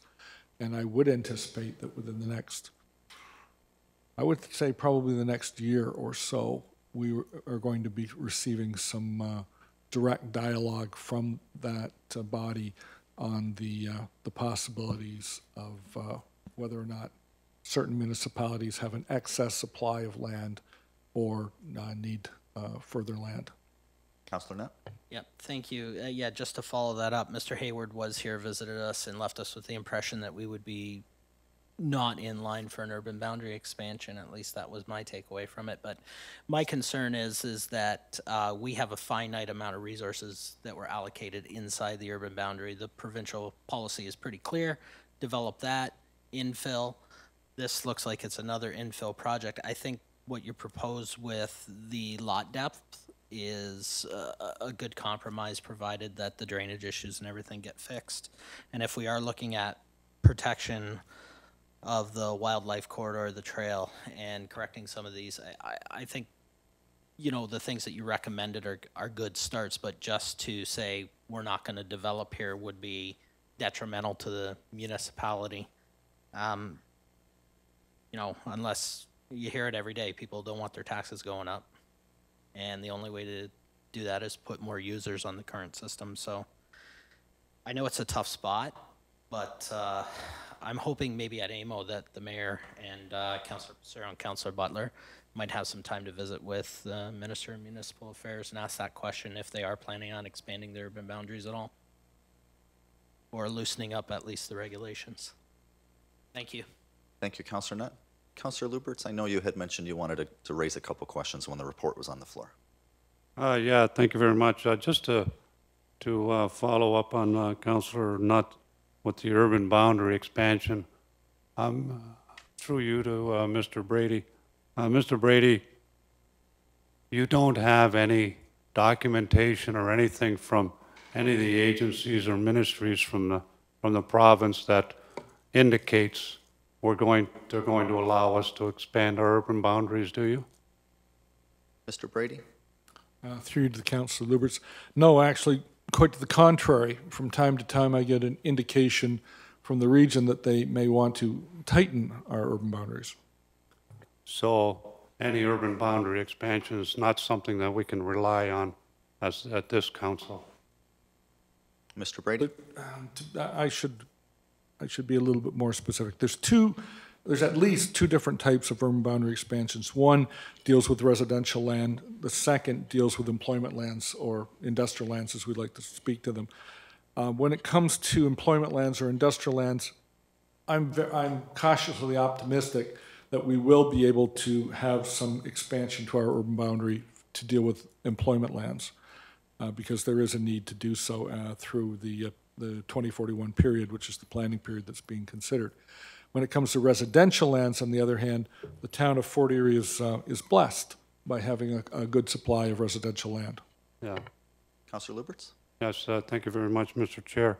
And thank you, Mr. Brady. But again, you know, being optimistic is not something we can rely on. So I understand what you're saying. You're hoping that it'll happen, but that's not something that's there. And that's something that we'll have to wait to see what the province was going to allow. But anyway, getting back to the surplus, right? That somebody brought it to the land committee, and it was, I guess it was a request from some citizen of Ontario, right? Not necessarily a resident of Fort Erie, but somebody made a request to purchase that property and develop it. But maybe I can be corrected, but I can remember years ago dealing with, you know, surplus lands and particularly road allowances where, you know, we were going to give up a road allowance. And from what I read in the Planning Act, that we have to offer to the abutting property owners. Now, is this not the case with this property? Because we had a gentleman here that said he wasn't even offered to purchase it. I don't believe this is a road allowance. These are actual. No, but this is property. Is that Yeah, not properties. fall under the same? Yeah, and we should just clarify for anybody listening here or at home that just because a gentleman or a developer does come forward and request us to take a look, that we're not doing this for that individual. There are other processes that will Well, play out, no, but I want to I'll ask Mr. Brady clarify to- for the gentleman Yep, here that I'll ask Mr. requested it. Yep, hold on one moment. Mr. Brady, the process that the Land Committee went through to get us to this point, would that include at that stage the offerance of this land to an abutting property owner? There's no requirement for the land committee to offer the property to an abutting landowner. However, if council wished to, on the basis of an appraisal, council could direct staff to offer a portion of the lands to an abutting property owner. But I would caution council that would be most properly done on the basis of an appraisal to the lands, so that there wouldn't be, if you will, some special status. And when would council give that direction, Mr. Brady? Council could choose to give that direction at any point in time if they wished, and it would be then dealt with as we move through the process. Councilor Luberts? Yes, thank you very much, Mr. Chair. So the gentleman that was here earlier for the public meeting, right, he can still put an offer in to purchase that 20 feet that he would like to purchase too, because this report is just for information, right? Absolutely. So there's an answer to But his question. it's not for sale. No, as of no, this but he moment. can put in a request to He could put in purchase a it. request, and it Yeah. could come through council, and council could Yes, make that okay, directive. and so he can come to the town and staff will assist him on how to go about doing that. Absolutely. Yeah, thank you very much. And so there was a lady that was here, she was requesting what the rear setback, the rear yard setback, I guess it would be, from the Friendship Trail. And I think Councilor Butler was asking something about that too. So because we're receiving this for information purposes, when the report comes back, could Mr. Kernahan show us an option with the 30-foot buffer? Because we've had 30-foot buffers in other areas in town too. Yep, And so maybe- staff have heard the comments, Yeah, and maybe this Mr. will Brady said it satisfy will the come lady back. here. Yeah, so Mr. Kernahan would do that. And completely up to our discretion, Councilor Luberts, as to how much of that property, as far as depth, we'd like to sell and how much we want to retain. Yeah, But that well- will definitely form a part of the report to give us those options. Yeah, well, that's all I'm asking Mr. Kernahan, if he'll show another option with that, with some kind of a buffer. I see half a head nod. Okay, full head nod. Okay. Yeah, okay. All right, that's a full yes. That's a full That's yes. not well, maybe. I'll see what I can do. No, that's a full yes and a 100%. thumbs up. Okay, thumbs up. All in favor. Anything else, Councilor Luberts? All right, now, the environmental update. Yes. Mr. Kernahan, are we going to require an environmental update? It is pretty old. According to the lady that was talking, what was it, 16 years ago? We'll let Mr. Kernahan enjoy his seat for a couple more minutes. Mr. Brady, could you answer that? Certainly. Council could direct staff that an environmental impact study be completed, but remember, it won't be completed by the developer in this case. It will be completed by your budget. Okay? So if council wanted to direct staff that an EIS should be considered, it might be something that we could bring back a report on, identifying what the cost might be. That's if we're directed to do so. Yes. Councillor Lubert? All right, well, thank you very much, and thank you very much, Mr. Brady, but Mr. Chair, I think that as a municipality, we should lead by example as well and show everybody that we're good stewards of the land. And if we were going to ask a developer to do an EIS on this property, I think the town of Fort Erie should do the EIS as well and not exempt itself just because it owns the land, right? So I would hope that when the report comes forward that Mr. Kernahan requests that we do an EIS. Well, Mr. Kernahan won't necessarily put that in there, but it would be up to you or another member of council to raise that as a direction at that time and seek council endorsement. All right, well, I will be requesting it. Okay. Yes, and I'm sure that members of the audience and members of the community would appreciate that we follow our policies when it comes to developing lands, and especially this land here. There was an environmental report on it, and it's old, it's outdated, so I think that we should update it. Mr. Brady, any comments as to requirements for updating? I know you spoke to that earlier. Anything else you'd like to add? Or are we satisfied with the information contained that there have not been any significant changes to warrant a new EIS?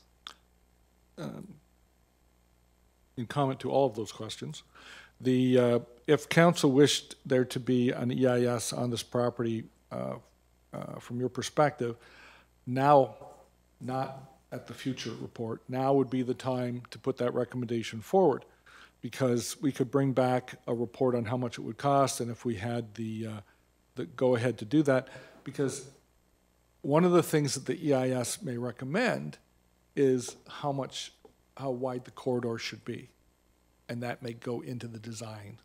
So rather than waiting till the design is further along, now would be an appropriate time. So if there's an interest on council for an EIS to be completed on this property, now would be a very good time to ask for it. You can ask for it at any point in time, but now would be a good time to ask for it. And if council asks for that, we will bring back a report on how much it would cost and the length of time that it would take to do the EIS.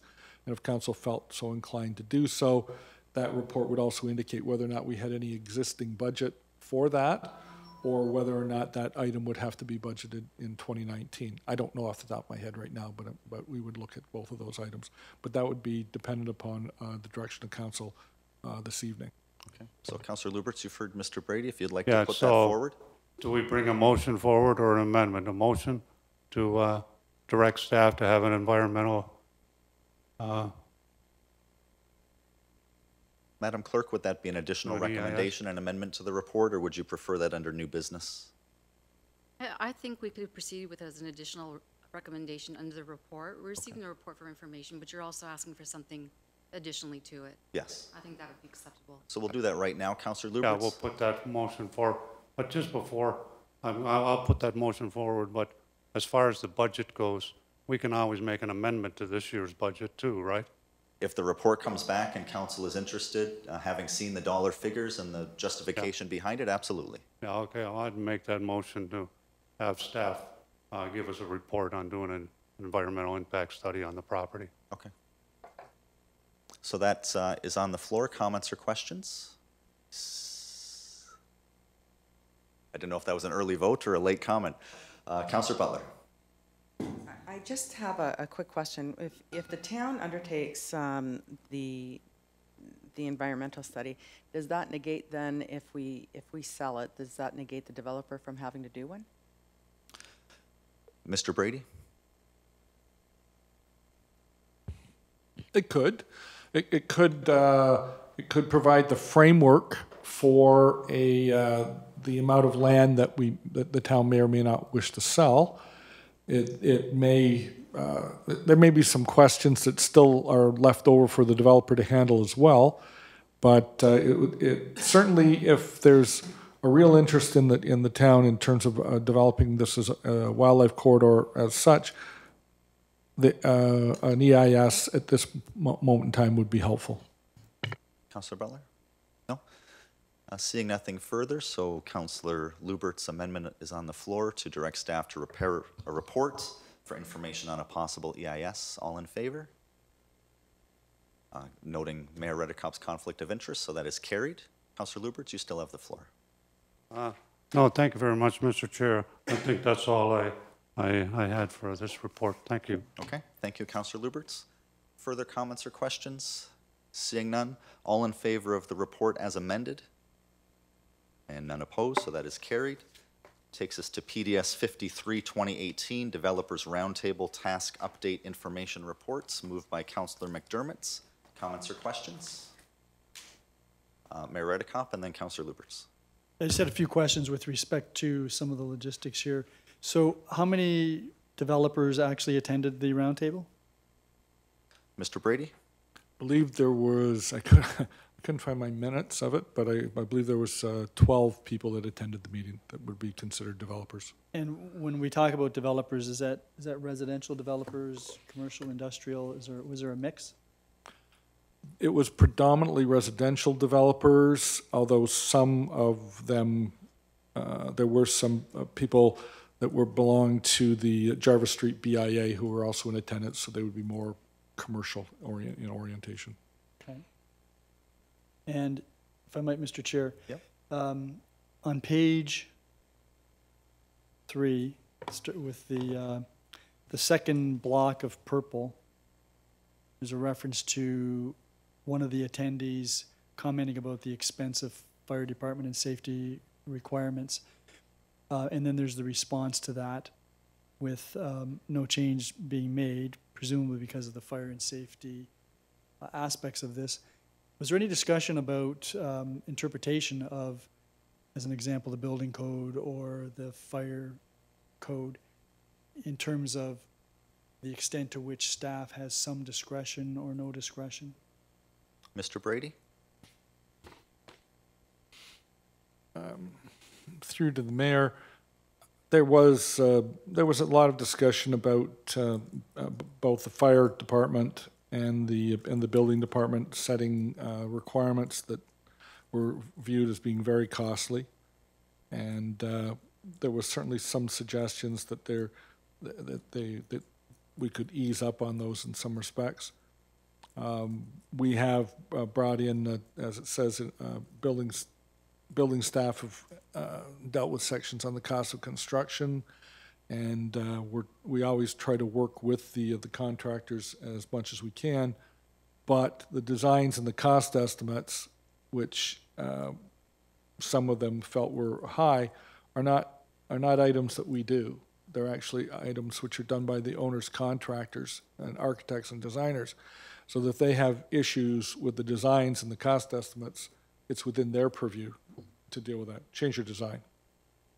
If I might, Mr. Chair. Yeah, absolutely. So in that context, occasionally, from my experience here, there will be drawings or specifications submitted by consultant, and the staff will say, no, it's got to be something else, it's got to be this, that, or the other thing.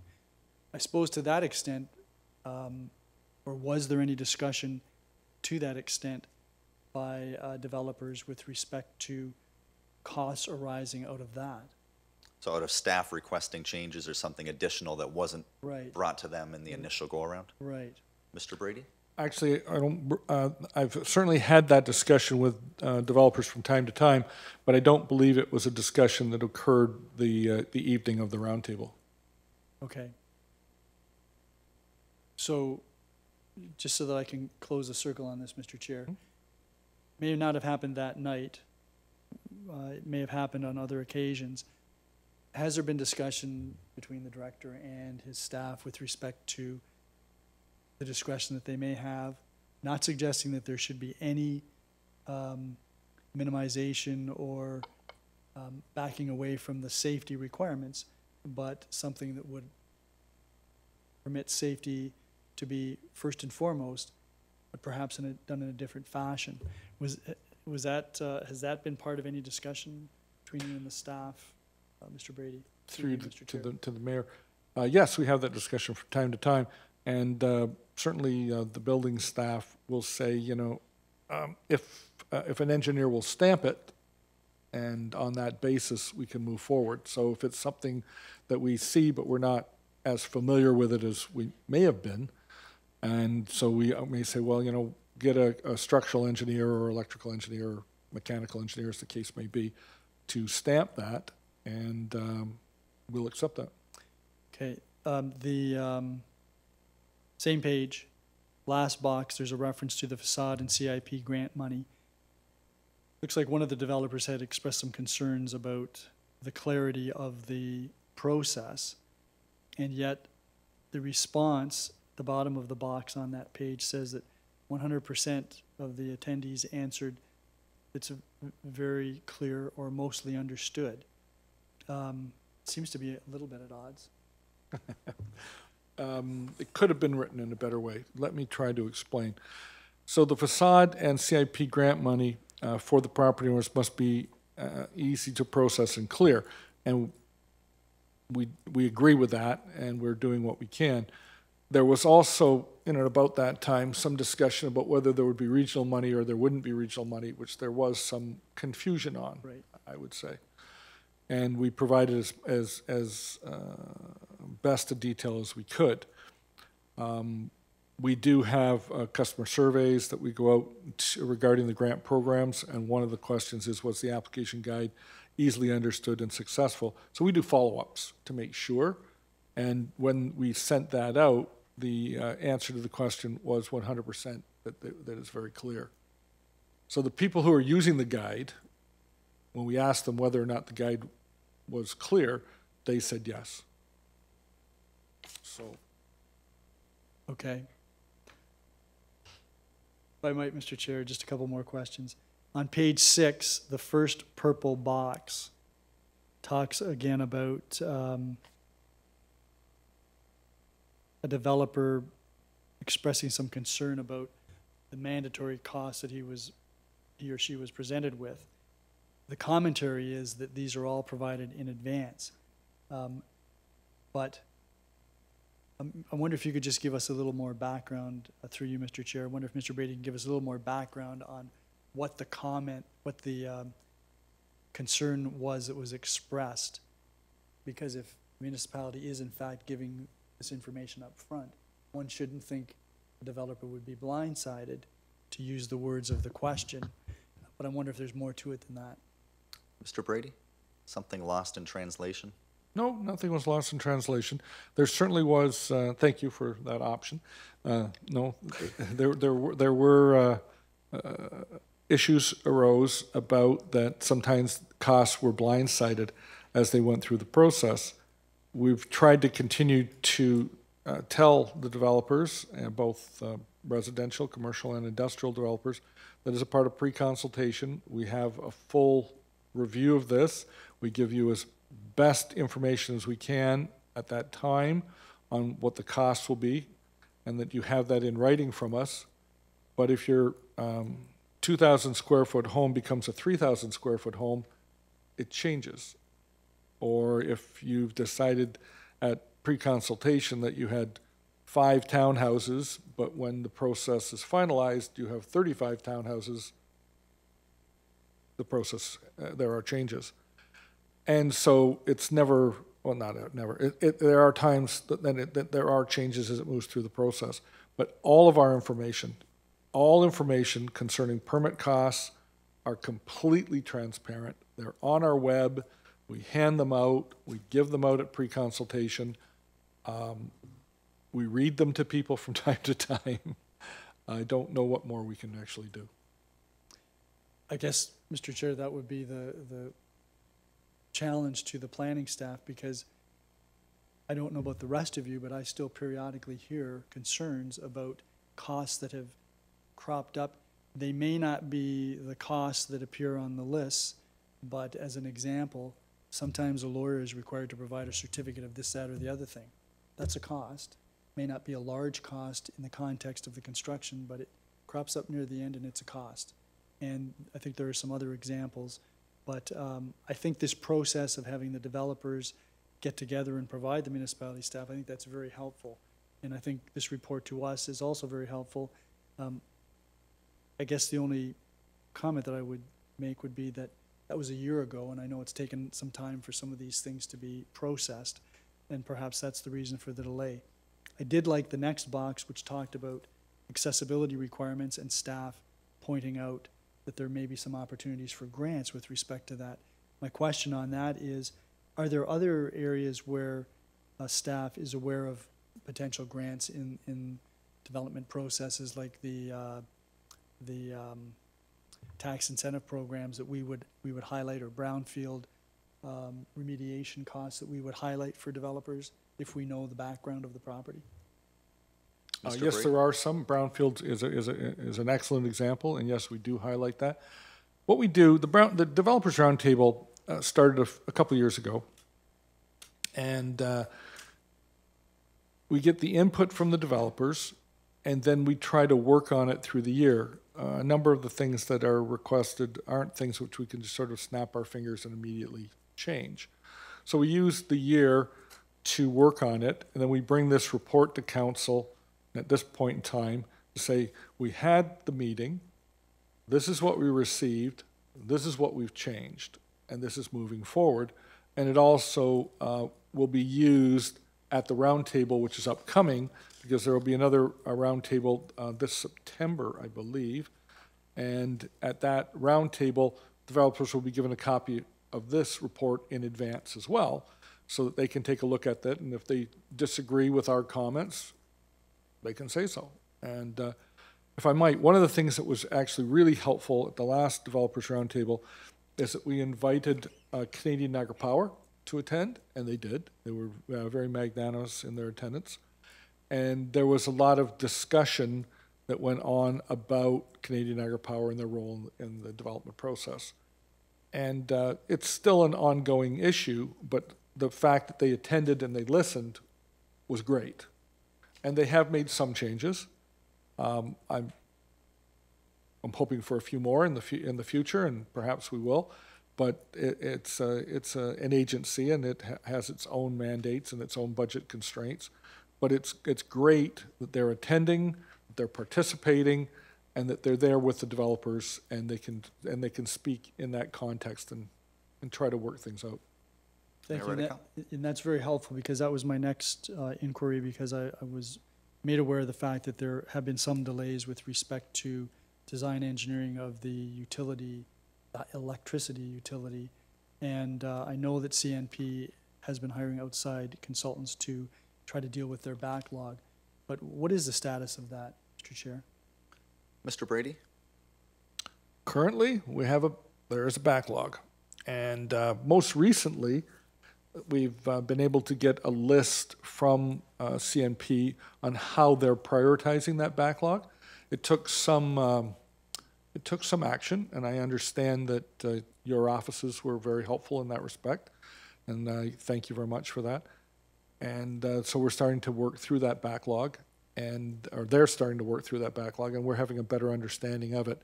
I'm certain it will be an issue that will be raised at this year's roundtable, and hopefully we'll continue to work on that.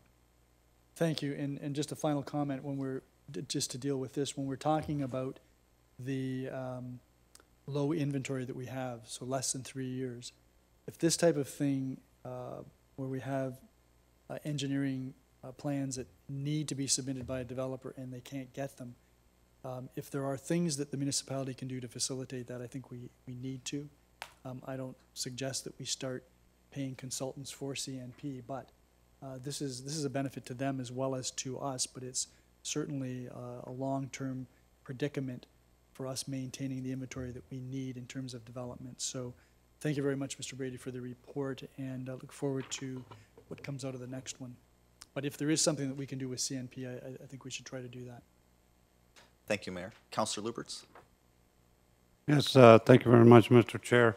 Just a quick question on the whole process of the Developers Roundtable.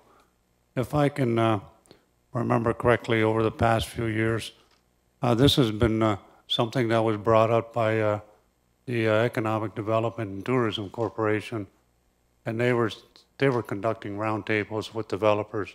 And I'm just wondering, are they not doing that anymore? Is that something that our staff is doing now?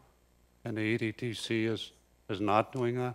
I'm going to ask Councilor McDermott, who's one of our reps on the Yeah, thank you. EDTC, to. Yes, Councilor Liberts, we're having a developers roundtable and an industrial roundtable. I'm not sure which one's first, but I know there's one September 19th. And Councilor McDermott, do you see any duplication between? I know you've had the opportunity to attend one of our planning department roundtables. You think they each have their own merits and cater to their own audience for their own specific reasons? I think they do. They're more. I think they're two separate. I think the ones that the developers that we get are some real big residential or commercial, industrial type developers. Councilor Luberts? Well, why wouldn't the bigger developers go to this roundtable? I mean, to me, it seems pointless to have two developer roundtables and then you have two separate groups of developers. And why wouldn't you just have a developers roundtable and include them all? Because now we're only hearing half the story, I guess. That's what I'm trying to say. Tonight's report is half the story. Well, Mayor Redekop asked a question earlier about what the mix was of the developers who attended the one we're referring to, and it was predominantly residential, whereas I know the ones that Councilor McDermott is speaking of are your commercial, your larger industrial. So even though it's roundtables for development, it seems to me that it's different focuses of development. But that would be a question to ask I'll read the the report EDTC again, at a but later date. seems to me there was something in the report about industrial. And I'll read the report again.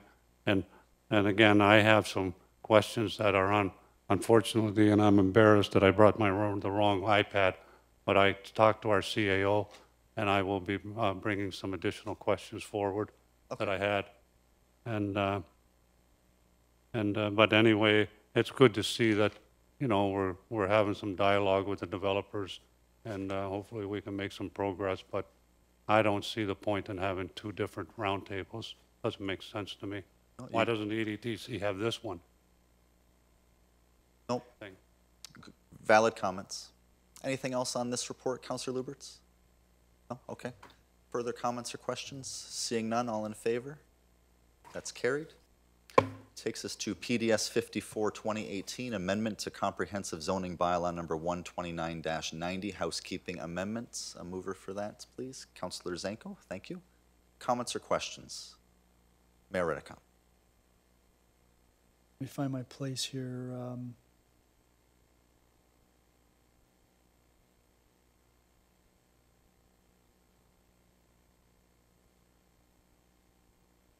Page 4, there's a date under policies affecting proposal. I'm presuming that was May 6th, 2018, not 2013. Mr. Kernahan? I'll deal with it. Mr. Brady? That's a direction that was given to council, from council in 2013. So what it is that when it comes to placing advertisements, we're placing it in accordance with the direction that council gave us. Okay, that's fine, because it seems to me that this council, Mr. Chair, has given another directive, and that is that people who are going to be directly affected by these changes should get notice. So is that going to be adhered to? That will also be in place if there is any property which has specific. But in this particular case, we're talking about that the ad that was placed in the Fort Erie Times was in keeping with the Planning Act and in accordance with the direction given by council. Right. But it could have gone forward to say that notification will also be in conformity with the direction that we've given to council, or we've given to staff. Is that correct? That will occur. If any of these result in any zoning change on a specific property, that will occur as well. Okay. Thank you, Mr. Brady. And if I might, Mr. Chair, on page 3, in the housekeeping changes that are referenced, there's one about 26C and D, core mixed uses 3 and 4 zone.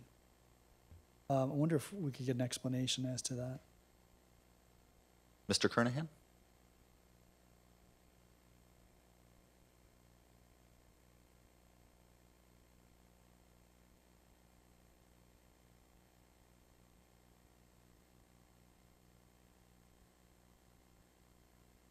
However, there's also a permission to go up to 3 stories. So a 50% gross floor area commercial could result in the second story of a building being partially used commercially. That's not really the intent of the core mixed use zone. The intent of the core mixed use zone is to keep commercial on the ground floor and residential up above. There's other regulations which accomplish that. So this requirement is over and above the intent of the official plan for these zones and causes some issues and unnecessary variances in our view. So in your example, if I might, Mr. Chair, in your example, 50% of floor area couldn't be achieved on the ground floor alone if you had 3 stories, all the same floor area. Correct. But with the change, it will be possible to have 3, 4, 5 stories, and all you have to do is have your commercial on the main floor, ground floor. Right. In these instances, only 3 stories would be permitted, but the other regulations of the bylaw would keep the ground floor commercial and permit all residential above.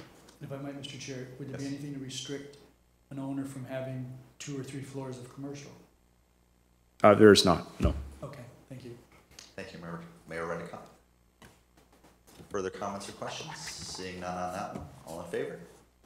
That's carried. Brings us to the highlight of the night. PDS 55-2018, Urban Chickens Recommendation Reports. Moved by Councillor Butler. Comments or questions? Mayor Redekop. Nobody wants to venture first except the mayor. I'm probably the only person in this room who grew up with chickens in my backyard. 300? No, we had 300, but that was in Bertie Township before the planning had caught up to them. So it's an interesting report, and I know this is authored by the same individual, I believe. Maybe not. No, this is. You thinking our rentals report? Yeah, it's not. No, it's not. I don't believe it is. It looks like the same erudite exercise. I was just wondering about the thrust of this is that chickens will be permitted in rural areas. Is that correct? Just rural residential areas? Correct. Not urban residential? Well, they're also permitted in agricultural areas, obviously. Yes. Right. But the additional area. So we have some rural, well, let me ask this question. If it's residential and it's outside the urban boundary, is it rural residential? Yes. We have some areas that are outside the urban boundary that have fairly small lots. And is that not a cause for concern? Just asking the question. I understand. What we're trying here is there's been some, the report outlines that, in fact, a number of municipalities are allowing urban chickens inside their urban boundary and on relatively small lots.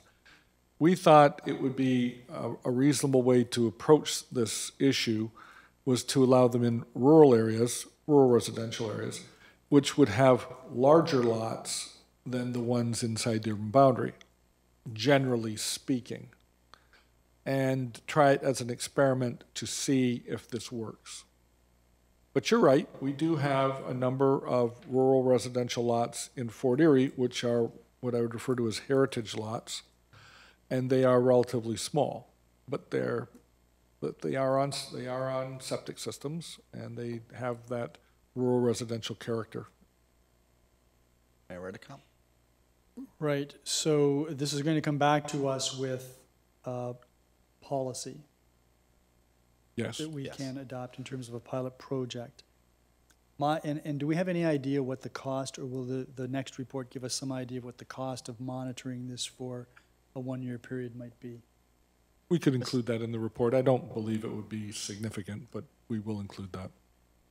Well, I'm going to exhibit my chicken bias. They're filthy animals. They're smelly animals. And if there's a limited number of animals, that's fine to some extent. They will attract predators.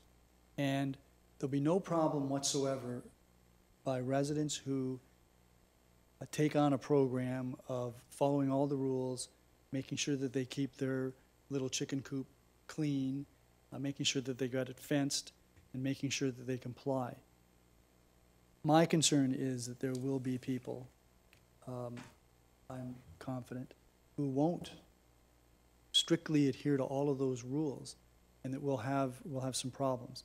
But I'm going to support this because I may be wrong, and it may be that the people in Fort Erie who want chickens, they may be marvelous, upstanding citizens who follow all the rules and guidelines, and they may have found ways to make these chickens smell good. I don't know. We'll find out. So I'm going to support this, Mr. Chair. I have some serious concerns, but if it's in the rural area to some extent, that's fine. There's only a few areas that I can think of where the lots aren't as large as I think they might be. But if we do the pilot project and that turns out to be an issue, that can always be dealt with at that time. Absolutely. Mr. Cool, is there anything you wanted to add as far as your conversations with other municipalities and some of the issues they may have been experiencing?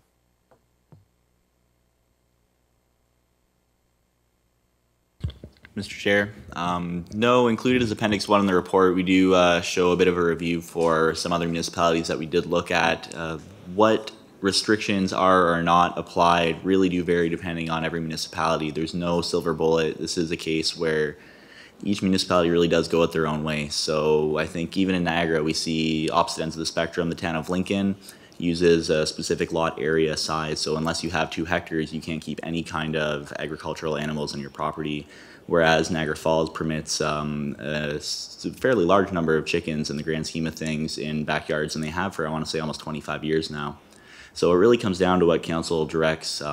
Staff right now actually would be a great time to give that feedback, and then we will be bringing forward that policy at the next possible meeting that will allow that Made in Fort Erie solution to be found. Okay. Thank you. It was a well-written report. Well done. Easy to read. It was like poultry in motion. We had a great title for the report that didn't get through, but you'll be hearing it later. Oh, okay. We will circulate that internally. Thank you, Chair. Thank you. Councilor Luberts. Yes, thank you very much, Mr. Chair. When I was reading through the report, there was, in the report, they were talking about the health of, and reasons why they, years ago, they stopped allowing chickens in the backyard. And it was because of the health and safety of residents and whatever.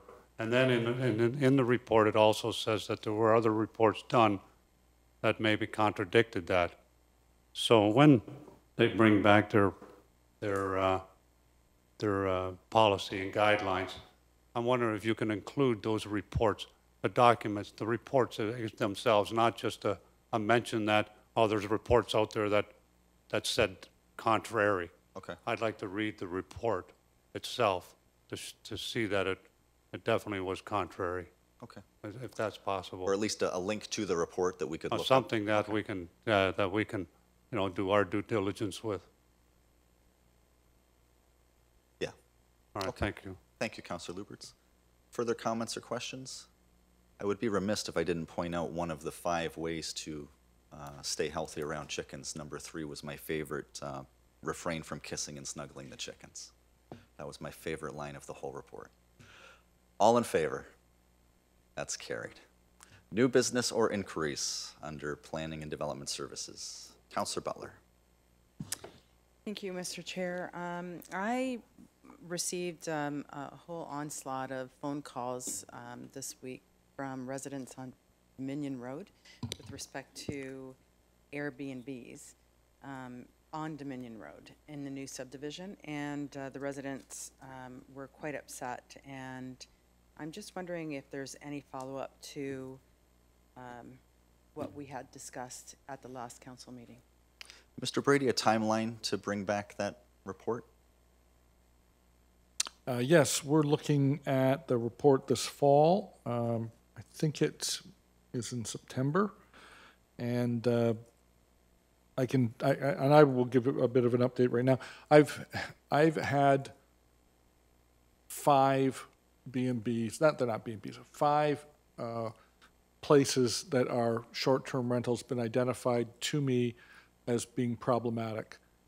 The majority of them have been in the Edgemere area, and the ones in the Edgemere area, I understand from both sides of this equation that there is a committee that's been struck to try to establish, we'll call it rules of the game.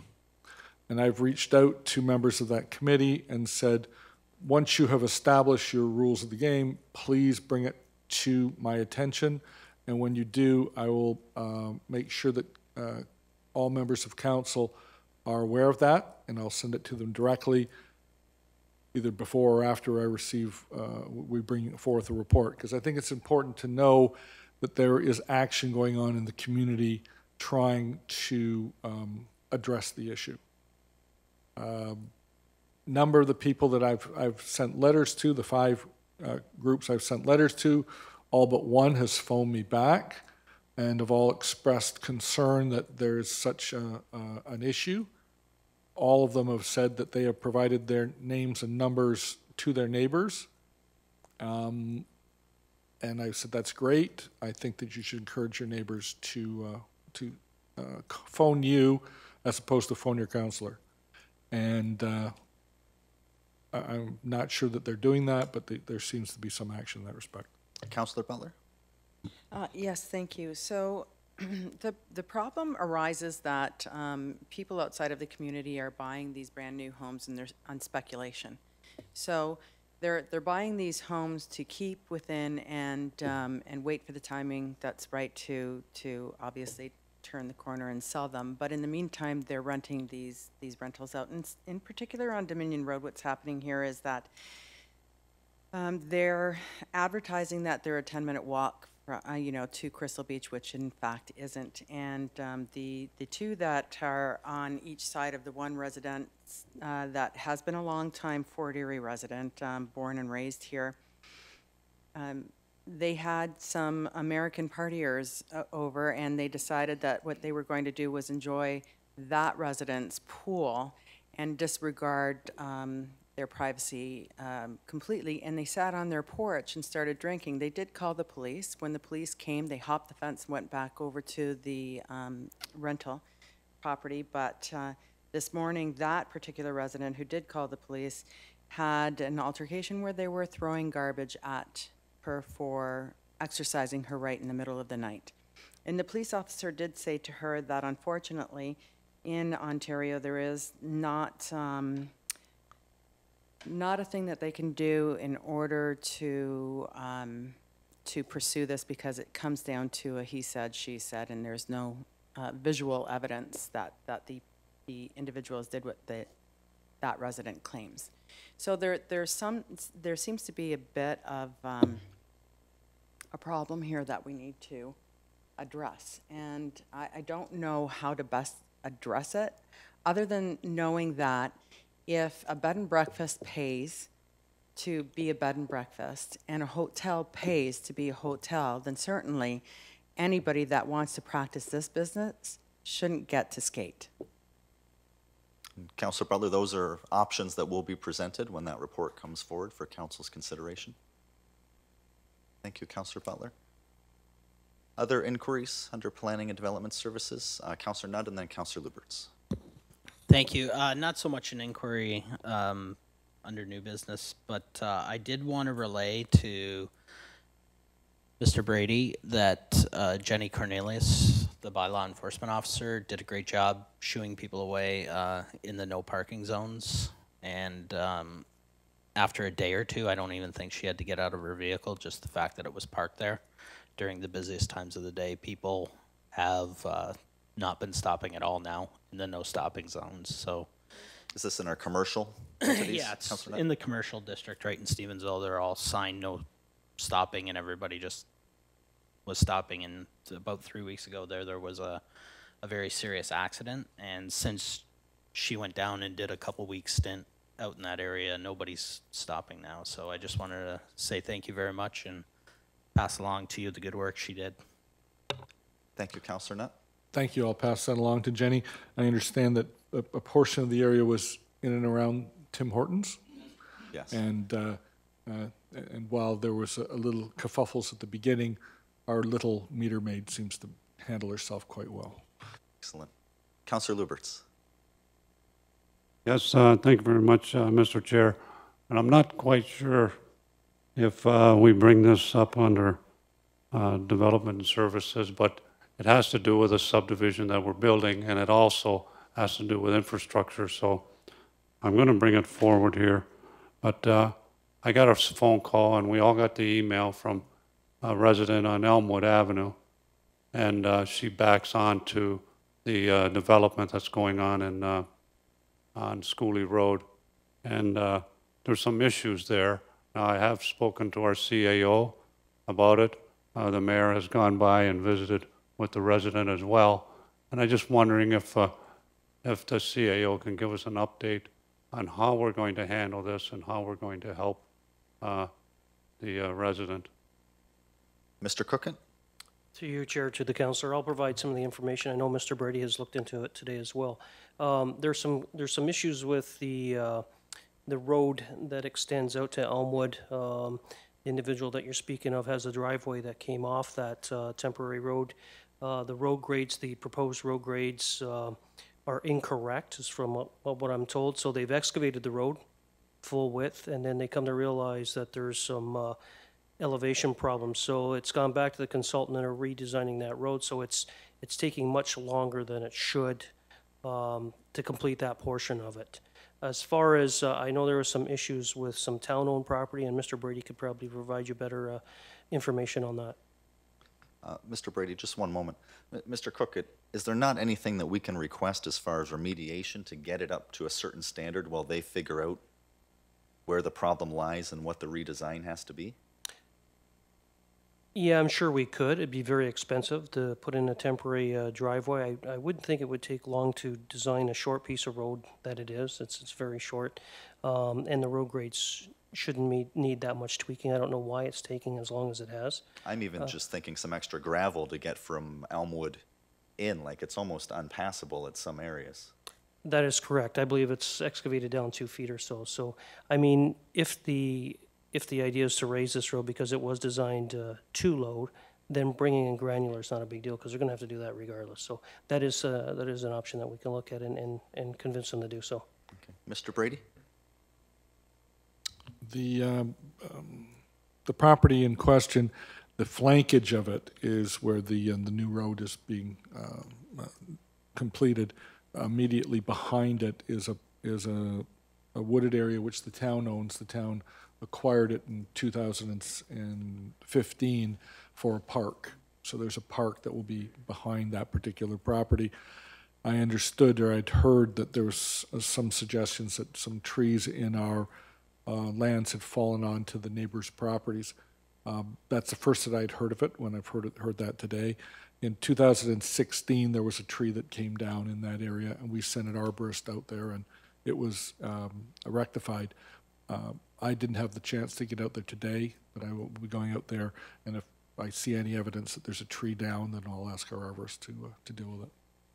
Mr. Brady, it does, and I know Councillor Luberts may bring this up next, so I apologize if I'm stepping on his toes, but there does seem to be a significant pile of earth there. It seems that that section of our property, future parkland, has become a dumping ground immediately behind this property. Are we looking to do anything to remediate that as well?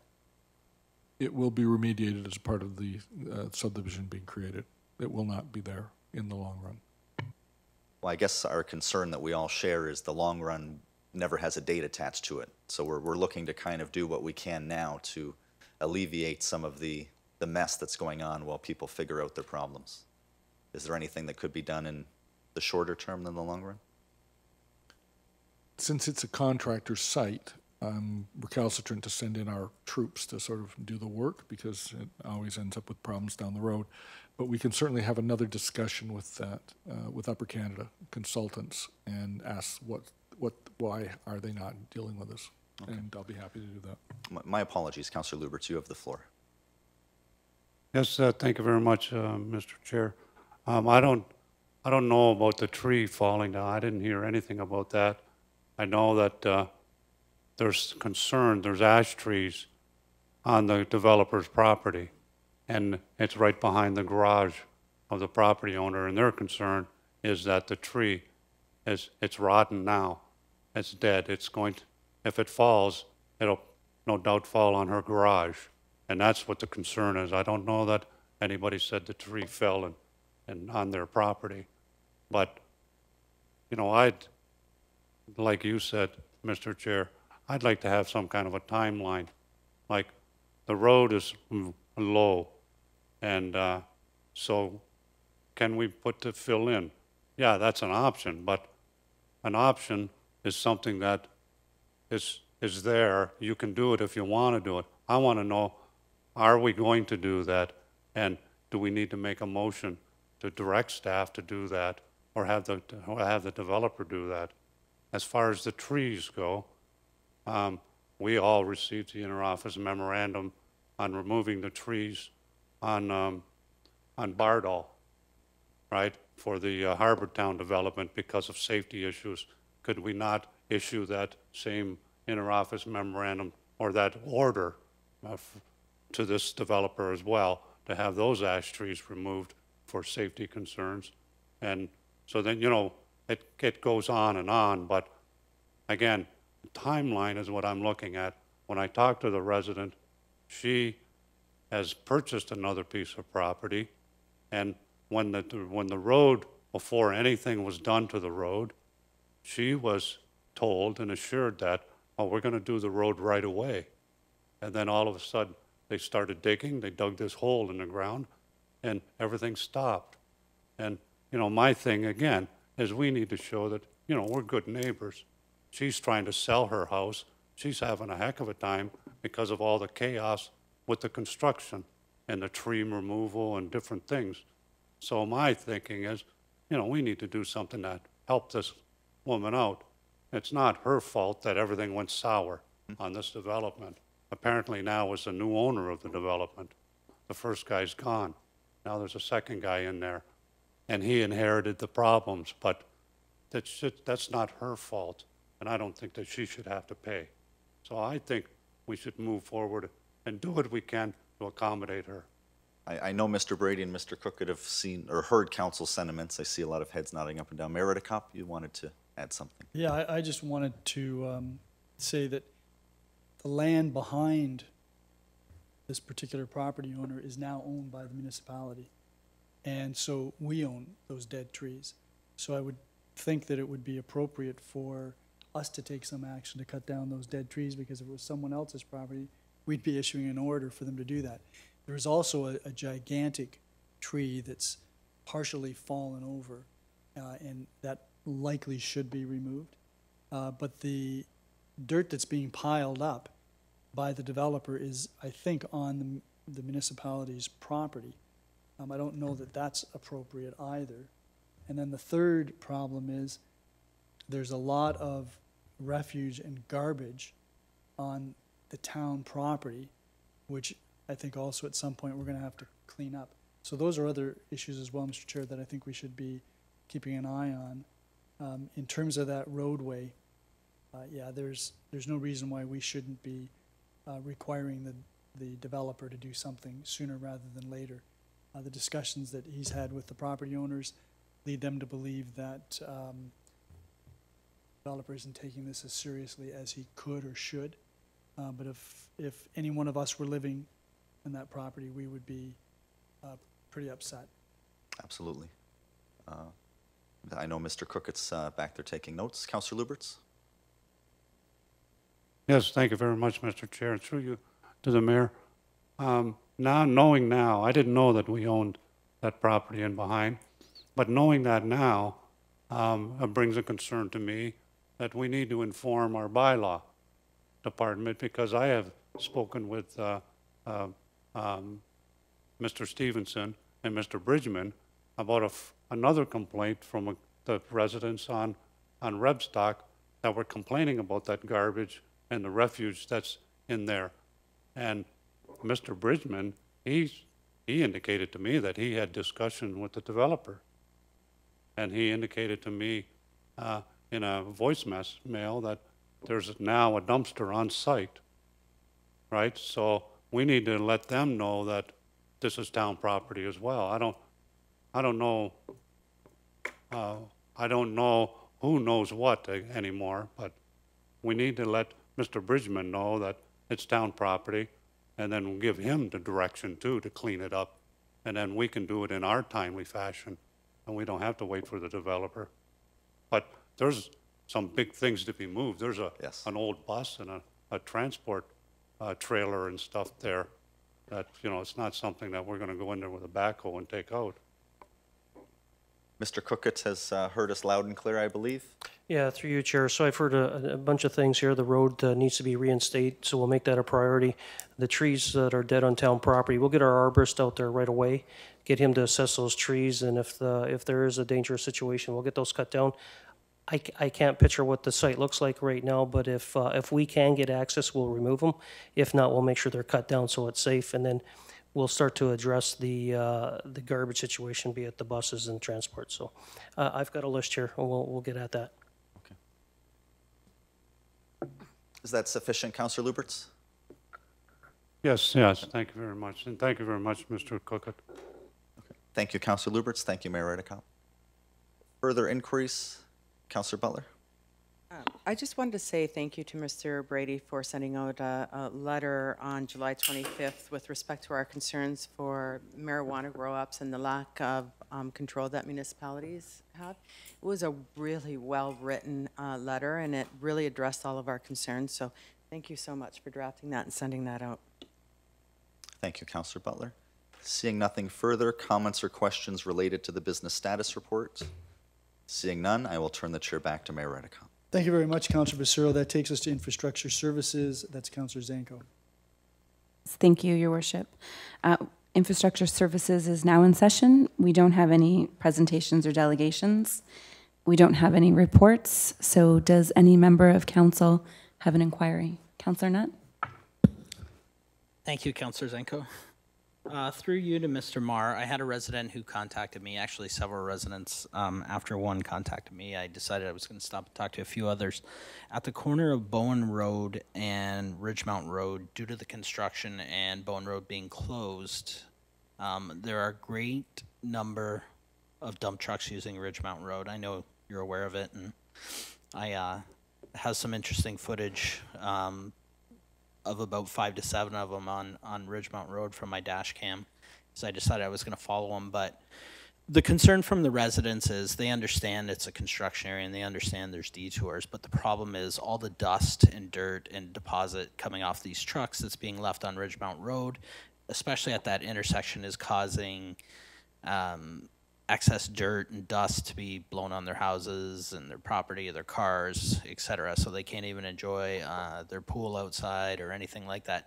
Is there any way we can get like a street sweeper down there or talk to walkers and tell them to water the road or something to clean this up? Because it is really getting messy, not even to mention the damage of the road, which Mr. Walsh has already said the cost is going to be significant to repair.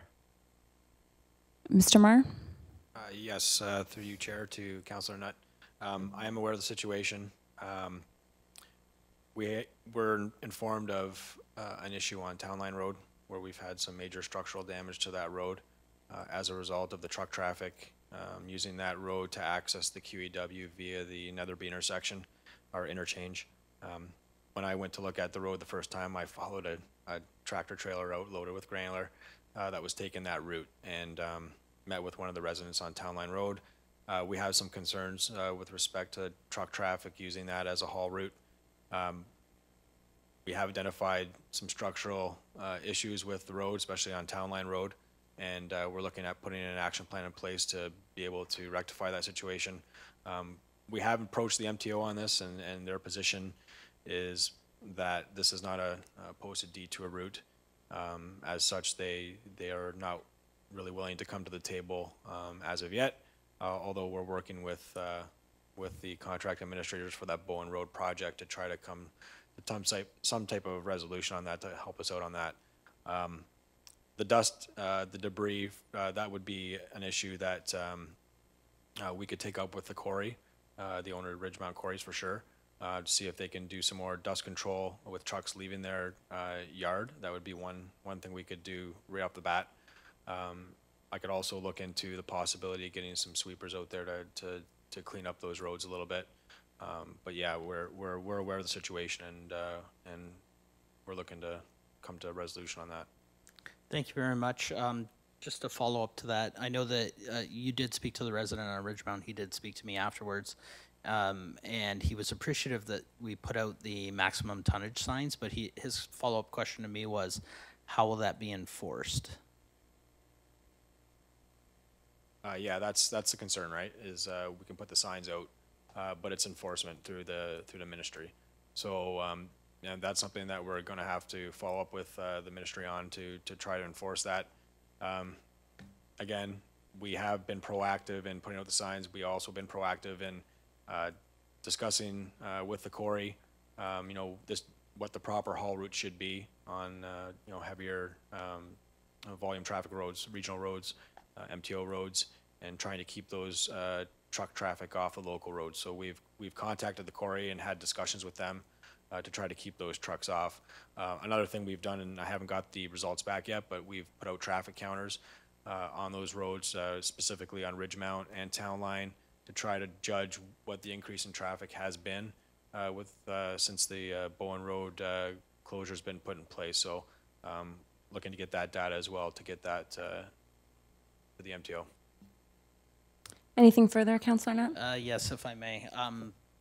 I can tell by the very luxurious suit the mayor's wearing. He probably came from Ridgeway tonight before he came here, but I drove down Ridgemont Road, and I just want to say that the east side of the road, there's a significant buildup of just dirt on the side of the road. So anything we could do to maybe help clear that, because when it rained significantly the other day, there was a large pool that developed at the bottom of the hill outside of the quarry, which I think possibly could present a danger for a small vehicle.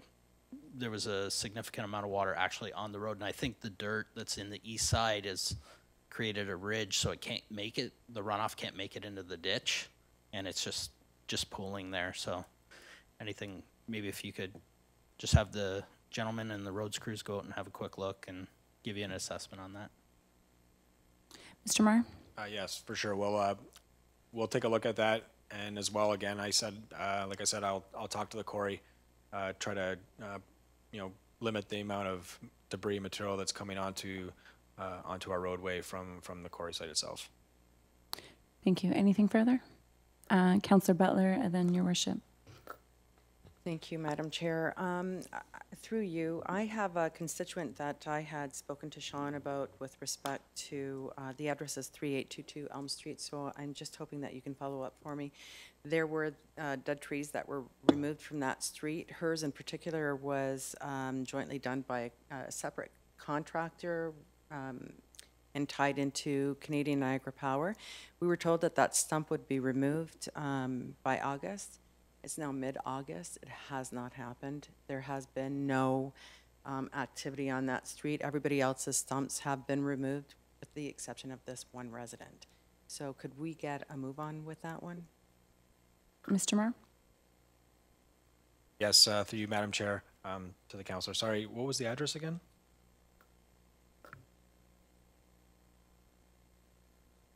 Okay, well, we'll follow up with that for sure. Anything further, Councillor Butler? No. Your worship? Two things. The first one relates to the drainage works that are taking place in the Bernard, Hyman, Grove area. I know that there's been some drainage work done south of Hyman, I guess south of Grove actually, over towards the recreation trail. But I wonder if we could get a status report as to what's been done and what is yet to be done, and what the time frames might be, Madam Chair. Mr. Marr? Yes, through you, Madam Chair, to your worship, we will look at putting together a report for that. And if I might just follow up Absolutely. with Councillor Nutt's concerns about Ridgemount and Town Line Road. I was on Town Line Road. And I was surprised at the amount of deterioration that's taking place. But I thought that I heard Mr. Marr say that the enforcement, there's a role for the Ministry of Transportation to play with respect to the weight limitations. Was that correct, or was that, did I mishear that? Mr. Marr, could you clarify? Yes, through you to the or to your worship. My understanding is that the MTO would enforce the load restrictions on our roads.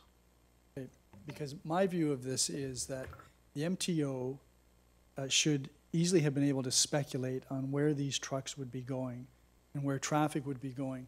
I had a long conversation with Mr. Walsh about the diversion or the work that the MTO did on paving Pettit Road between Gilmore and Garrison Road, because that's where everybody was supposedly going to be diverting from Bowen Road. Anybody that travels from the north end of Fort Erie that would ordinarily take Bowen Road on their way to Ridgeway, or vice versa, knows that everybody's now going down Gilmore to Sunset and down Sunset. And that strip of Gilmore Road between the exit and Sunset is in terrible shape, and it's not going to get any better. And there have been trucks there. Anybody thinking that trucks going to and from the quarry would take some other route other than out Ridgemount would have to be daydreaming. So I'm thinking, Madam Chair, that we should be asking our CAO to speak to our lawyer about what remedies might be available to the municipality if the MTO continues to stick its head in the sand and suggest that they have no responsibility for this. Because in my view, they do. It's completely foreseeable what's happening. And if it's going to be costing us and our residents, the MTO shouldn't be off the hook. Mr. Cookett, did you want to comment? I've made note of that. I'll talk to our solicitor tomorrow if he's in, and have him or myself provide everyone with a memo or email. We could read that at the next council meeting as well for the public. Excellent, thank you. Anything further, Your Worship? No, thank you. Councillor Butler, did I see your hand up? Thank you, Madam Chair. I just wanted to follow up with the mayor's first point with respect to Bernard and Hyman and Grove. I wonder then if we could also check Bernard and Dominion, because we were told that once the Dominion grading and drainage was done, that flooding would be alleviated for the first 3 homes on Bernard, heading south from Dominion Road. So if we could just follow up to check on those residents to see if that in fact has been taken care of, that would be awesome. Mr. Mark, did you make notation of that? Yes, I did. Anything further, Councillor Butler? Are there any other inquiries by members of council? Seeing none, I actually have a couple myself, if I can. Mr. Marr, the one concern I have had is I have received a couple more phone calls from Pound Avenue residents. I know in our infrastructure committee meeting we discussed the development going on behind Pound and Green Acres Drive. Trucks, commercial vehicles, they were supposed to use Nathaniel, but they're still not using Nathaniel. And the condition of Pound is just very, very poor. And I know that was an item that was going to be reviewed. I just wondered if you could possibly either provide update or if you could get back to me with an update in that regard. Yes, Madam Chair, I will look into. Thank you. And just one other follow-up. Councillor Butler actually followed up with me regarding Ridge Road. We discussed during our July 10th traffic coordinating committee meeting, we discussed some traffic calming signs that could be put up during the market hours as a start. And I'm just wondering where we are on that, because it seemed like a really easy fix just to provide some calming measures, but we've noticed that there's still nothing in place. Yes, Madam Chair, I'll look into the signage. I know that based on those discussions, we have done some traffic counts to try to determine what the pedestrian and vehicle traffic is in those areas at the Friendship Trail crossing Ridge Road. So I will definitely look into the signage as well. Excellent, thank you. Does any members of council have any questions regarding the business status report? Oh, Your Worship, do you have another inquiry? Just wanted to follow up on your first inquiry about the use of the construction of Nathaniel Drive. I'm just wondering if Mr. Brady can confirm. My understanding is that that was a condition that we required, that construction vehicles would use Nathaniel Drive out to Pettit rather than be going through that Green Acres subdivision. I wonder if Mr. Brady can confirm. Mr. Brady? Council required that stretch be paved, even though it's a temporary road. And the reason that council wanted it to be paved was to promote traffic to go out through that and not go through with Green Acres. But traffic, if you will, does what traffic does. Well, traffic does what traffic will do. I mean, this subdivision off of Schooley Road is also not supposed to have construction vehicles coming in off of Elmwood, which it doesn't. And I would think that if we've got an expectation that traffic should be going out Nathaniel, we should require that. And perhaps, Madam Chair, if Mr. Brady could inform us, not necessarily right now, that there's something further that we need to do to make sure that that traffic goes in and out on Nathaniel, then that would be helpful, because then we can take some action on it. Yeah, and Mr. Brady, if we could, is there any recourse that we have? I mean, Pound is just, the state of the road is in very, very poor condition, and this has been, you know, a major contributing factor. Do we have any recourse with the developer, since they haven't been following our suggestion? I will follow up with our development coordinator, and we'll bring back a comment. Excellent, thank you. Councillor Luberts? Yes, thank you very much, Madam Chair. Just to follow up on that, I'm wondering if we can put up a sign in that subdivision that says all construction vehicles must use Nathaniel for entering and exiting the construction site. And not because they're not going to listen to you, but we all know that, you know, sometimes they get new employees and they go in there with their trucks and they say, well, this is the easier way out. So they might use it. So maybe a sign up there that says, you know, this is where you have to, you know, exit and enter the construction site. I'm wondering, just a thought. Mr. Marr, is that an option at all? I will speak with the developer and the contractor and talk with them about that. I think that would be a good solution. Are there any other inquiries? Seeing none, does anyone have any questions regarding the business status report? Seeing none, I will hand the chair back to you, Your Worship. Thank you, Councillor Zanko. That takes us to Corporate and Community Services, Councillor Nutt. Thank you, Your Worship. Corporate and Community Services is now open. Tonight we have no presentations and delegations. There are currently no reports. I'll move right into new business inquiries. Does anyone have any new business or inquiries? Seeing none, I'll move on to the business status report. Comments or questions regarding the business status report? Seeing none, I'll close Corporate and Community Services and pass the chair back to Your Worship. Councillor Nutt, you almost broke the record, but you paused ever so slightly at item 10.3, and you just went over the limit. However, that reminds me of a joke. Scheduling of meetings. Any meetings? We'll move right along. We have a Waverly Beach Ad Hoc Committee meeting. And that is when? While you guys are in AMO. Oh, okay. Monday. The August 20th. Time? 5 p.m. Location? Conference room 1. Are there any... Okay.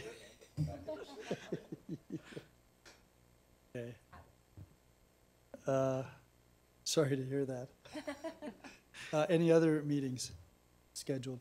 As Councillor Zanko said, we're Councillors Butler, Pissarro, and I will be going with the CAO to AMO on Sunday until following Wednesday, and we're going to do what we can do there.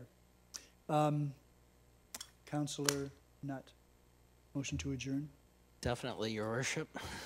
The council and committee meeting for the town of Fort Erie hereby adjourns at 8:29 p.m. All those in favor? That is unanimous. Thank you.